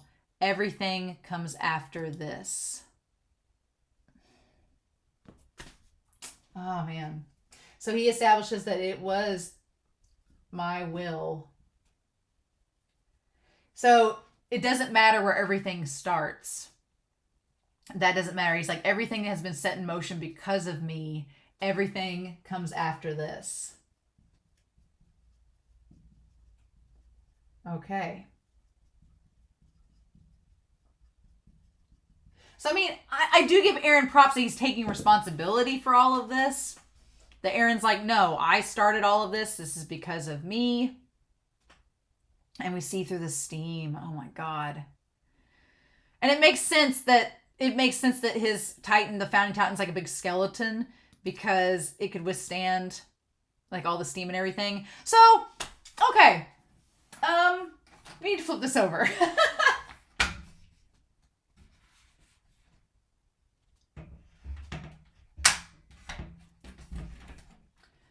Okay, so Eren's saying that where this all started at does not matter. It doesn't matter. It's kind of like the big conversation we've been having the last several episodes. At the beginning of the conflict, it doesn't matter. Like, did it start with Marley and Eldia? Whose history is correct? The past is over. It doesn't matter. What matters is now. So the fact of the matter is that Eren started the rumbling. That's what matters at this point. And so we go back to Yelena and that conversation that both Eldia and the world can be saved by the euthanization plan, which we now know Eren was like not on board with. But Yelena telling him there's just no other way. And he's just like looking at her like, sure. And saying, to aid our takeover, the brass will be given wine tainted with spinal fluid. And we see Flock listening on it too. So, okay, Flock heard. So Eren, he had Flock eavesdrop on Yelena. So she really didn't lie to Zeke, or didn't lie to Pixis. She really didn't know that Flock was there. But Eren had him sneak in. Believe in Zeke as he does in you. So Eren had Flock listen on Yelena, tell him that the euthanization plan was the only way, and that they were going to taint the wine. And so he said, believe in Zeke. Okay. And then we cut to Eren talking with Flock. And he's like, I'll pretend to go along with Zeke's plan, and you do that too. And he tells Flock to go along with Zeke's plan. I've got issues with some of this. And then, again, the lantern in between them. The lantern of knowledge in between them. Again, Flock looks really thick in this episode. Like, Mappa, what? You do that too. And then Flock says, pretend to go along, and then what? So he knew. And then, oh my God, I'm not going to lie, and y'all shouldn't be surprised, but for a brief moment, I was like, what is this scene with Eren and Historia? And then my stomach got sick, so we'll get to that. But, so Eren tells Flock to go along with Zeke's plan, which includes the wine. Okay. Which includes the wine. All right. So essentially, Eren is sacrificing. He's sacrificing Nile. He's sacrificing Pixis. He's possibly sacrificing Hanji. If Hanji had drank the wine. And the upper brass, possibly. We don't know. I mean, Hanji is like a commander. They could have drank the wine at some point, but Eren was like, I'm assuming he was assuming that Armin and Mikasa would never have the wine, and neither would Connie, Jean, or Sasha, so just go along with it. But maybe he's assuming that Hanji and them wouldn't be there, so she and the others wouldn't have the wine, but again, we don't know for sure. And so then we have the thing with Historia, where Eren did have a conversation with her before he left. I was like, yes! So Eren says the MPs are pushing their plan to turn you into a Titan to eat Zeke. So Eren tells her that the MPs want to turn her into a Titan and eat Zeke. Okay. And we've learned from episode 21 that you can be a Titan shifter and have kids. You just don't really need to be pregnant around that time. So, and I love that between this shot of them, there's all the birds of fate and freedom just flying in between them. Oh my gosh, this conversation. Okay. And then I like that as they're saying this, the birds fly away from the screen. They fly away from the screen. He says it's either fight them or run away. So either fight the MPs or run away. I'm assuming he's talking about the MPs, right? Or run away. Yeah, could go back to this. Or maybe just, because I'm like, run away to where, though? I guess go into hiding, if you mean by running away. Caring for cattle hasn't been the only thing on my mind. So Historia has been thinking about things, okay? She's like, I've not just been sitting up here on this farm doing nothing. I've been thinking about things. I am the queen after all, you know. And I knew that, but there's no need to run or fight. Okay, so yeah, so the story is basically thinking like, I know what you're talking about. Like, yeah. And so then Eren says that there's no need to run or fight them. Right? Is that Eren talking? I guess we'll find out here in a second. Okay. I like that we get the shot of the barns there. If it's our best hope for island survival, I'll go along with it. Okay. So, no, this is Historia. She's thinking. She says she'll go along with it. She'll go along for the island's survival. All right. And so, yeah, she's like, no, if it's going to save our island and our people, then I'm going to go, if it's the best hope that we have. And then, God, I love that Eren stares. She's like, there's no other way. But back then, you protected me and everyone stood up for me. So Historia thinks that there's no other option on the table than Zeke's plan that she's been made aware of. And she's like, Eren protected me. Eren protected me and Eren and everyone stood up and protected me. So I'm going to do the same for them. Okay, she's like, I'm going to sacrifice myself because if that saves everybody else. And then she's like, and that's enough for me. And that's when Eren says, you're fine with that, but I'm not. And she's like, what? And that's when we cut to Eren saying that I'll destroy the world. Okay. Because he says, that's not good enough that you're going to sacrifice yourself. He's like, no, I'm not comfortable with that. He's like, I don't want you to do that. Because he cares about Historia. I'm going to wipe out every last one of them. And Flock's like, oh! I genuinely like that we get Flock going, oh, okay. Like, honestly, and that look that Eren gives is so serious that I'm like, I'm kind of with Flock in this moment, like, like if somebody with the Titan powers just told you they were going to wipe out the world, Flock being like, okay. That's a genuine reaction from Flock. I'm kind of amazed by it. And Historia, it's interesting that we have Flock and Historia having very different reactions to this plan.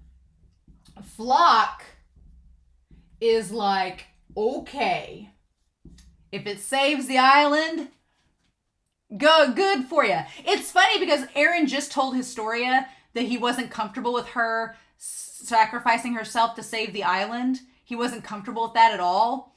And then Flock just got told by Eren that Eren was going to sacrifice like his entire moral compass to destroy the world. And Flock was like, cool beans. It's great, right? But Historia is not okay. She is not okay with Eren's plan. Okay. She says that's wrong. Not everyone off the island is an enemy. And she's like, most of them won't have any idea why they're being killed, just like your mom. Like, you're just doing the same thing that you're just furthering the cycle, right? She's just like, you're doing this, you're going to put people through the same thing you went through. Don't you see how that might be a problem? Don't you see that might be an issue? And he says, I know, but the only sure way to end this cycle of revenge fueled by hatred is to eradicate everybody, is to bury our hate-filled history along with civilization itself. Along with civilization itself. Like, the only way to bury this history is through civilization is... But we've just seen... Damn it! Through the last 3 episodes, we've just seen that is not the only way. That we just had a damn campfire chat that did essentially that. McGath working with Keith, Anyan working with Hanji and the others, and Asmabito, Yelena getting involved in all this. Like, we've just had the last 3 episodes. Yeah, there's the death and destruction in the Jaegerists, which was really bad. But we've also seen that no, violence is not the only way. We just had 2 episodes, an entire episode about a whole conversation where we had 2 groups of people come together that would not otherwise. And yeah, no, they did put their hate-filled history aside. They acknowledged it. See, that's the thing too. McGath, S-tier badass McGath. His whole thing was that you need to acknowledge history. You need to acknowledge history and work to teach it to the world and change it. That was McGath's whole thing to Gabby and them. He's like, the whole point is that we don't forget our history. We remember where we came from, but we better ourselves and work towards something better. Doesn't have to be perfect. It's not going to be perfect. Nothing in this world is perfect. There's going to be conflict. There's going to be violence. But if we can at least work towards having more conversations, then maybe it'll be a little bit better than it was before, and it'll keep on that trend, that cycle, than doing the opposite. Eren's whole thing is that we'll just erase history. History is erased along with civilization itself. And then there will just be parody. And that'll be it. And that sounds great.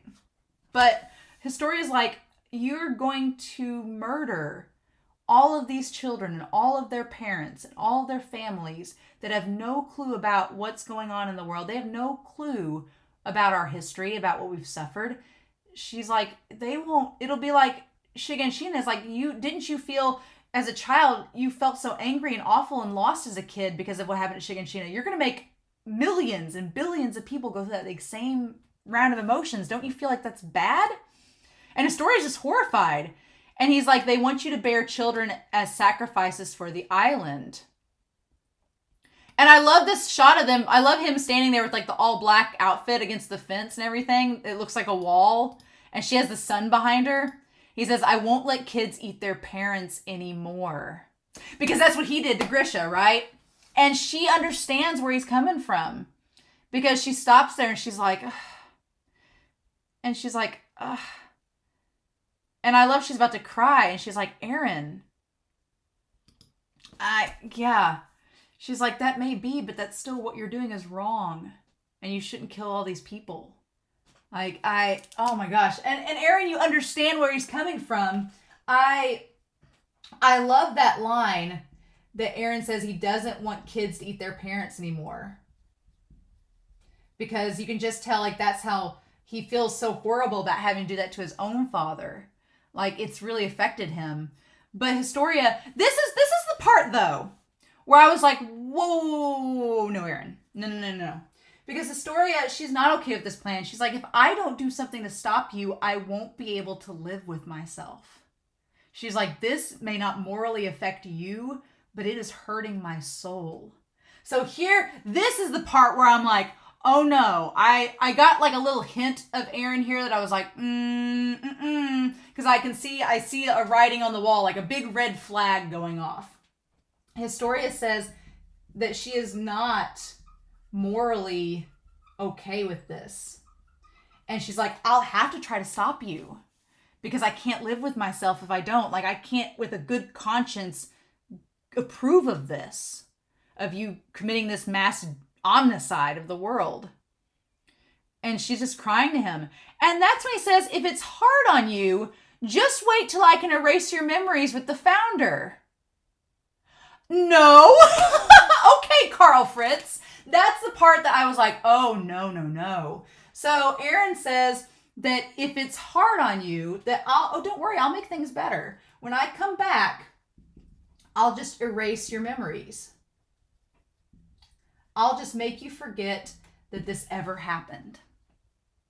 That is what I'm fearful of, because this whole time I was thinking, I was like, Eren, you're going to go off and commit this mass omnicide of the world, and then you're going to come back and think that that all your friends are going to be okay with this, because I think it makes sense now, like on the other side of the board, why Eren was keeping his distance, why he didn't want to communicate the plan with his friends, because he knew they'd have a similar reaction as Historia. Historia was like, I'm glad that you're thinking about me and that you don't want me to sacrifice myself for my kids. I get why you're doing this, and that's really nice of you. And yeah, I'm not cool with it either, but it's better than killing the entire world, right? Right? And so she's like, I can't morally be okay with this. And I feel like Eren in that moment realizes that Armin and Mikasa probably are going to think the same thing. That's probably why he doesn't talk to them about this plan, because he knows they're not morally going to be on board with it either. And so in the back of my head, I was like, okay, well, if you think they're not going to be morally okay with this, then what happens when you come back to parody and the world is completely destroyed and everybody's looking at you like, what have you done, Eren? Like, how is this going to work? And I think he genuinely was going to erase their memories. Like, he's offering Historia. I think he's going to come back at the end of all this and be like, well, I'll use the founding powers, erase your memories,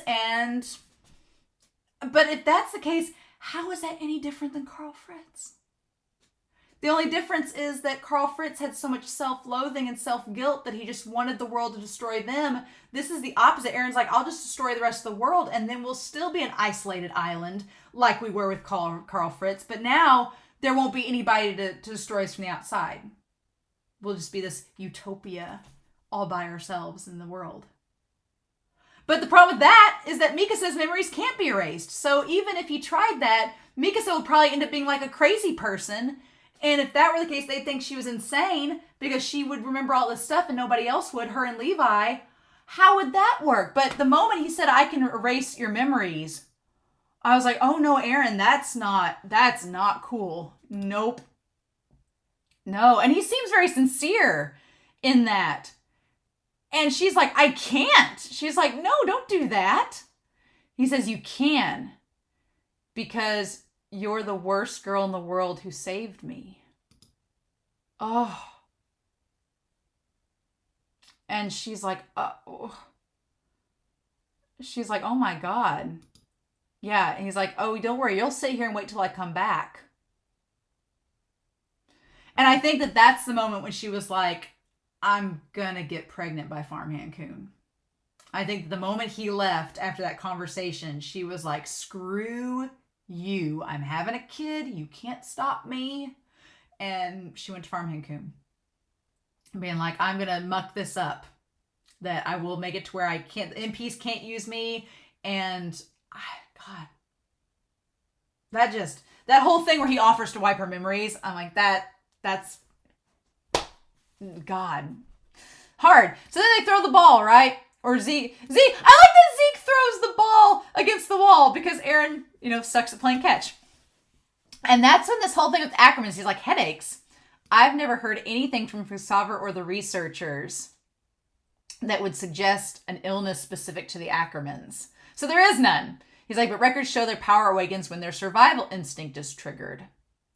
He's like, yeah, so it's something to do with them just trying to survive.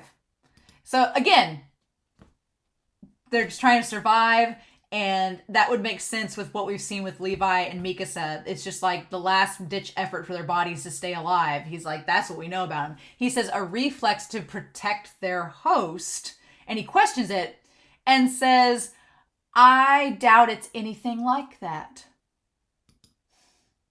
And you just see Eren kind of just staring, being like, And he says, the way I see it, Eren, as a big brother, the way I see it is that her devotion towards you has nothing to do with some forced behavior. No, I think she just likes you enough to rip Titans apart for you. What is this? Zeke as matchmaker. Zeke sees it. Zeke knows what's up. Zeke's like, oh, baby brother, you clearly don't know the ways. But yeah, so I like that Eren's like, why would she like me? And it's like, it's so frustrating. But yeah, Eren's like, I don't get it. Why would she like me? And Zeke's like, well, I don't know the answer to that. She just likes you. And then he asks Eren, and Eren's just like, And then when Historia says, say, Eren, and Zeke says, what will you say to her? And he says, what are you talking about? I've got 4 years to live at best. So Zeke's like, are you gonna tell Mikasa that you like her? Are you gonna act on it? You're gonna talk to her about things? If we do this whole euthanization thing, then you don't have to worry about anything, right? That's kind of like what Zeke seems like he's hinting around at. Like very much a Reiner, you've got a short amount of time to live yet. But Eren says, I've only got 4 years to live at best. Why not make the most of it, Eren?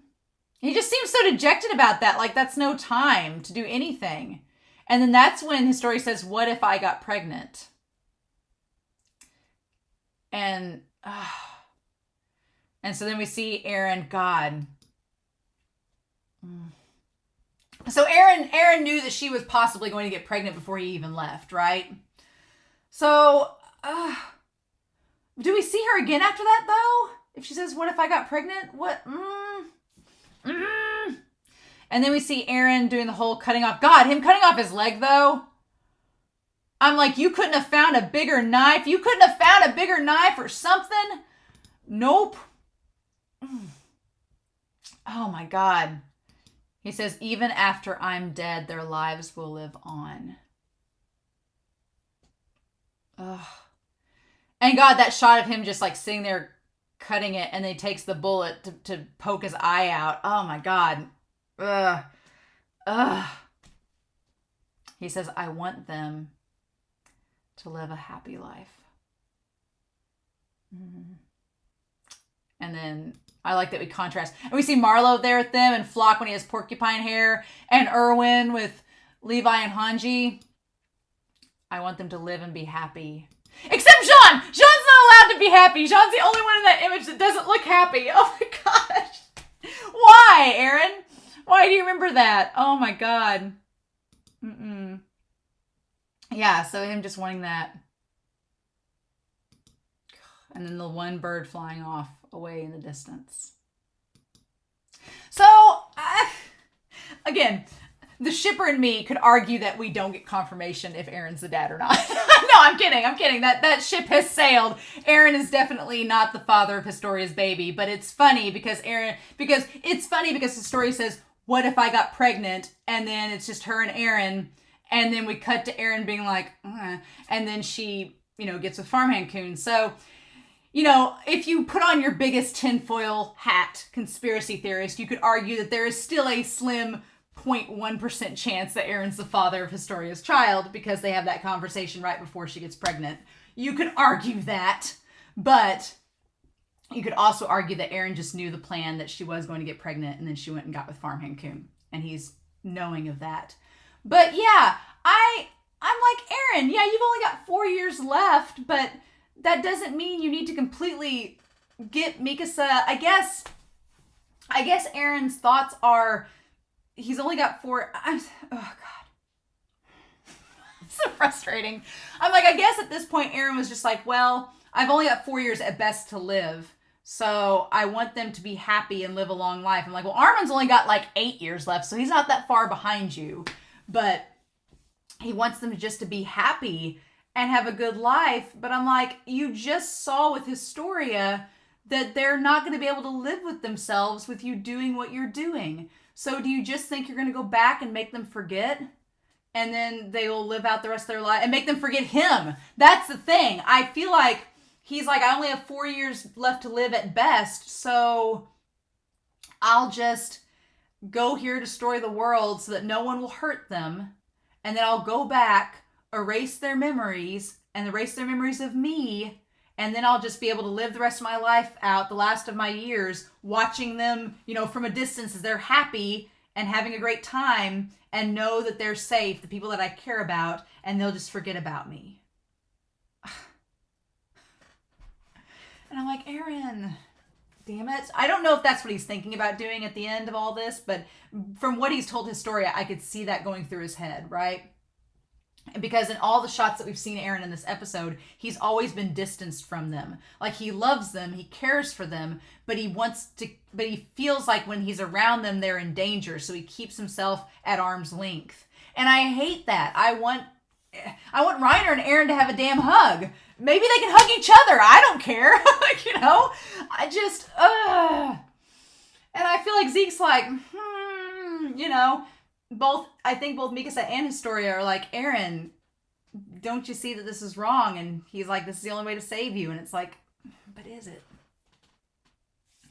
Isayama giving us all the hard questions.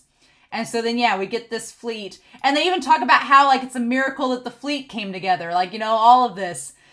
If we can't stop this here, then nobody will. Well, about that. I didn't know Titans could swim. I thought they were just going to walk on the ocean floor. But no, they can swim. They can, do little, kicks and everything. They just swim. It's great. They're like little missiles, little submarines. And then there they are. And they just rise up. And some of them get killed from the barrage, but there's millions of them, so it's not enough. And then again, if they don't hit the nape, then they just regenerate, right? God, and then the steam blows them away, and the steam incinerates them, on contact. And then we go back to the port of Marley that was at the beginning of this episode, the dawn of humanity. And then we see the port at the very beginning of the episode just getting wiped out the same way that it was. God, and seeing everything, and you see the heads blown off of some of the Titans, but then not on others. God. It's brutal. And then Eren and them rising up. And then, they fire the cannons and they just run away. They're like, well, this did nothing. And it just shows them running away from the port. And all the Titans coming in and smashing them all. And they get far enough away to look back. And just to see all the millions of them. And then, Eren at the head of it. Ew, it's just like the skeleton. It looks very Billie Eilish, I'm not gonna lie. It looks like You Should See Me in a Crown. And now I want Billie Eilish's music video with Eren in it. But it looks like it with his elven ears, with the chin of the colossal titan, the long slimy hair, and he looks animalistic. It's like the hallucinogenia, just walking on the little antennae, and it's the rib cage. And they say that's the attack titan, but it's him as the founder. And they're all terrified. And we get the footprint from the OP. And we see Eren seeing his mom being eaten by Dinah. And him the horror of it. And he says, I'll wipe out everyone. And it just shows them all marching forwards. And it's just, and there's so many of them. And they're so huge too. That they're just raising the buildings to the ground, from all over. And oh my God, so that thing, it's like the spinal column. It reminds me of Rod Reese's Titan. And of course there's no flesh on it. Here's the thing, there's no flesh because the steam has burnt all the flesh away, even if there was any. So where's the nape? How does that even work? Because it's the spinal column is the way that it moves. And then it's just him. Just this bony version of him connected to it. Every last one of them from this world. Damn.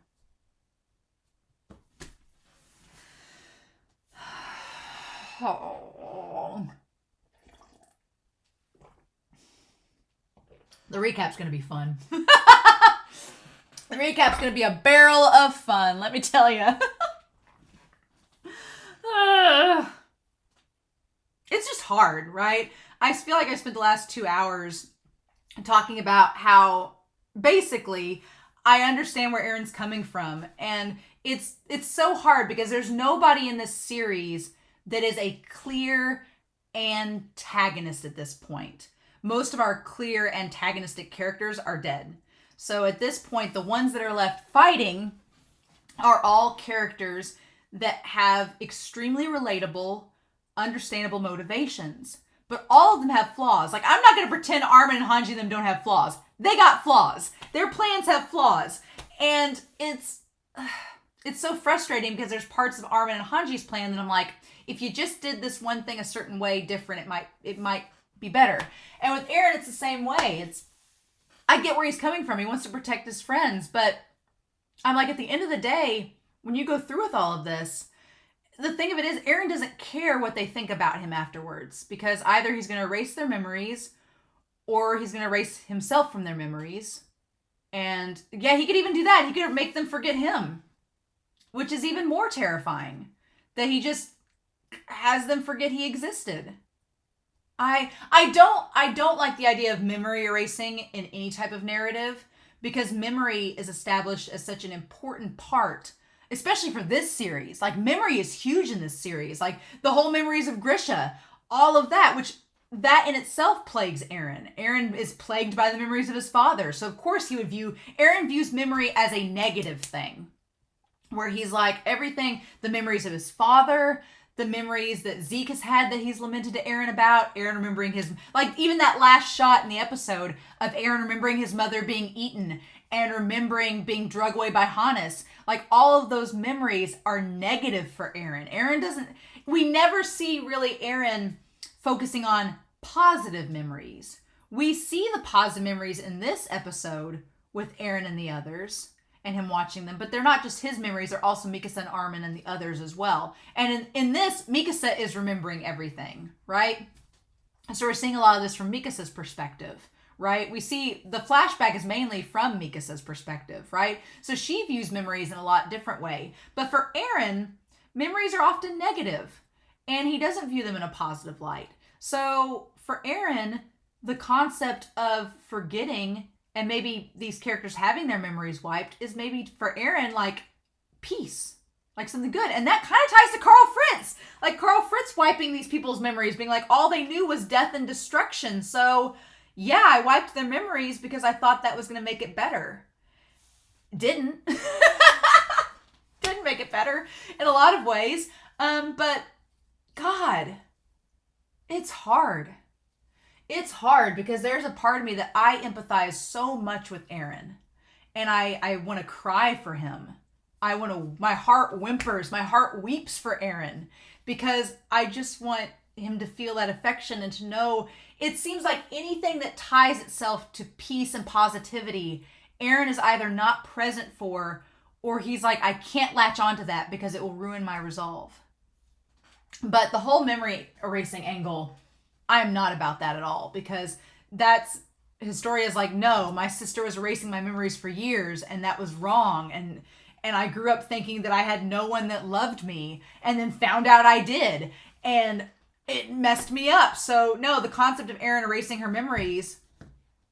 So the whole pregnancy thing was kind of Historia meeting halfway, being like, okay, well, I don't want to fight the MPs, I don't want to run away, and if I can't stop you right now, then I'll just get pregnant and be in charge of my own destiny. And I guess Eren just didn't denounce that to her and was like, you do you.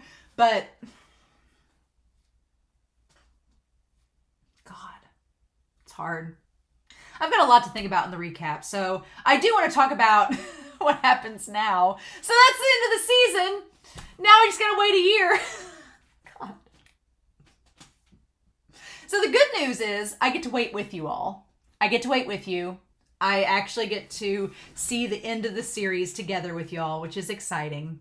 The wait is going to be horrible.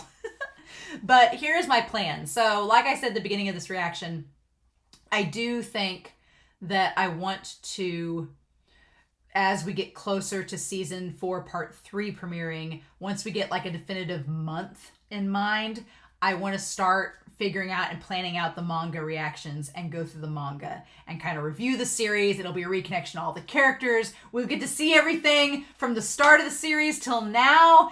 I mean, all we're missing are the last 9 chapters, so that will be good. And then that's my plan anyway. You know, if y'all convince me otherwise, we'll see. But that's my plan for the moment. And then I'll be watching season 4, part 3 on like a week-by-week basis with you all. That sounds like a lot of fun. And so what's going to happen on Tuesdays and Saturdays now that we don't have Attack on Titan? Well, on Tuesdays, after this miserable season that has broken my heart and made my brain melt, on Tuesdays, I'm going to watch Attack on Titan Junior High because I've wanted to watch it since season 2, but I decided to wait until the very end, and I feel like it will be much needed therapy after this. And plus, now that we know all these things about these characters, it'll be fun to go back and watch stuff, because I think Attack on Titan Junior High kind of takes place around season 2, season 3, so it'll be fun to like take all those things and like incorporate it. That'll be a lot of fun. I've also been sent the links to the Attack on Titan the high school cast audio dramas. Once we're done with Attack on Titan Junior High, I'm going to listen to those and react to those. That'll be fun. And then, like I said, we'll probably watch a new series. For the time being on Tuesday, it'll be a public poll, so everybody will vote on it, on the series that will replace the Tuesday slot, and we'll probably watch that leading up to season 4, part 3. And who knows, depending on how long the series that y'all pick is, we may incorporate some other seasons in there as well. But then on Saturdays, I have been requested for a long time, for nearly a year, I've been requested Death Note. And so I am going to start watching Death Note on Saturdays. And I actually kind of cheated and watched episode 1 last night. But I couldn't resist. I was like, I had just enough time to record something. And I was like, well, I know that Attack on Titan's probably going to take me a while to record. And so I want to wait till Sunday night to watch it. But I got home yesterday evening and I was like, I think I'll watch Death Note once I get settled in. And it ended up being like an hour and 13-minute discussion. So just like Neon Genesis Evangelion, Death Note, and Neon Genesis Evangelion and Death Note are going to fill that Whiteboard Coon time slot. Whiteboard Coon's gonna keep getting a workout in the meantime with those 2 series, so that's exciting. But yeah, that's what's going to be on Saturdays for a while afterwards, and then as we get closer, we'll figure it out. But God, I can't believe I'm caught up. We did it. We made it. I'm here. I'm obviously going to stay anime only for the next year, so I'm not going to be looking up manga spoilers. It's going to be hard, but this episode, I feel like I was a hot mess through all of this, but it is just, I'm that type of person that I don't like Eren's plan. I'll be honest. I really don't. I don't like the idea of destroying the world, because at the end of the day, I don't think Eren's friends, they're not going to view him the same way. And they're not going to be happy with his decision. They're not happy now. They've had to make decisions because of Eren's decision that they're not happy with, and they've had to suffer and scream and be put through despair. And I'm just like, the one part of me in all of this is that Eren seems to have no clue what's going on with Armin and co. I feel like Eren just thought, but Eren saw Jean and Connie back in episode 19, so he knows that they were out of prison. So there's a part of me that's like, Eren, what did you think they're going to do while you were gone? Did you think they were just going to stay on parity and wait for you to get back? Did he think Flock was just going to detain them? But my question is, he wants them to be happy and to live and be happy. But like Historia tells him, Historia's like, your actions, they're not making me happy. They're making me where I feel horrible guilt. Like we've seen Reiner struggle through survivor's guilt this entire season. We've seen Armin, in a sense, struggle through survivor's guilt. I'm like, Eren, your actions, do you think nobody else in the crew is going to suffer through that?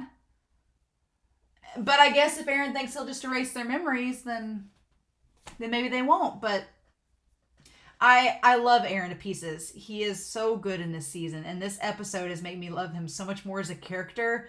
But at the same time, I'm like, Eren, that's all I can do. So I feel like this discussion was a hot mess.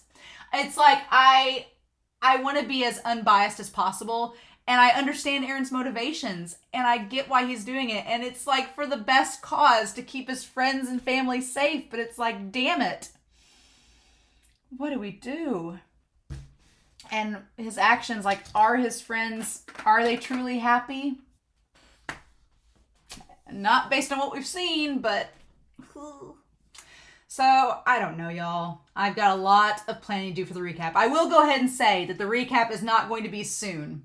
My goal is that while I have Attack on Titan Junior High going on, I'm going to be planning, I'm going to be scripting, and I'm going to be getting stuff ready for the recap because there's a lot to go over. There's a lot to talk about. So it's not the recap. My goal is that by the time I finish Attack on Titan Junior High, I will have the season 4 part 2 recap done. That's my goal.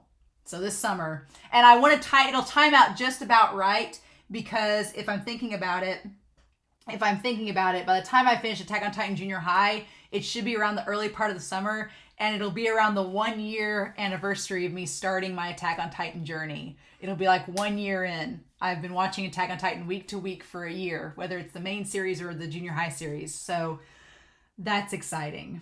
But man, thank you all for not spoiling me up until this point. I cannot thank you enough. Y'all have been amazing. I love in the comment section that even when we all get heated, we've still managed to keep our composure and be civil and have a dialogue. And it's been great. And I hope that keeps up. But yeah, so I'm going to go back and edit this video, get it ready to put up on Patreon in a couple days. And in the meantime, I'm excited to hear your comments about the rest of the season in this episode and Attack on Titan Junior High. And then when we get to the recap. So thank you all so much. It's been nearly a year. In June, it'll be a year since I started Attack on Titan week to week. And by the time I finish junior high, it'll be that year. So I'm really excited to get to that anniversary. But we'll cross that wall when we come to it. So in the meantime, I hope you all have a wonderful week. Please stay safe. Take care. And yeah, I'll be back next week with Attack on Titan Junior High. And very soon after that with the recap for season 4 of Attack on Titan. Bye.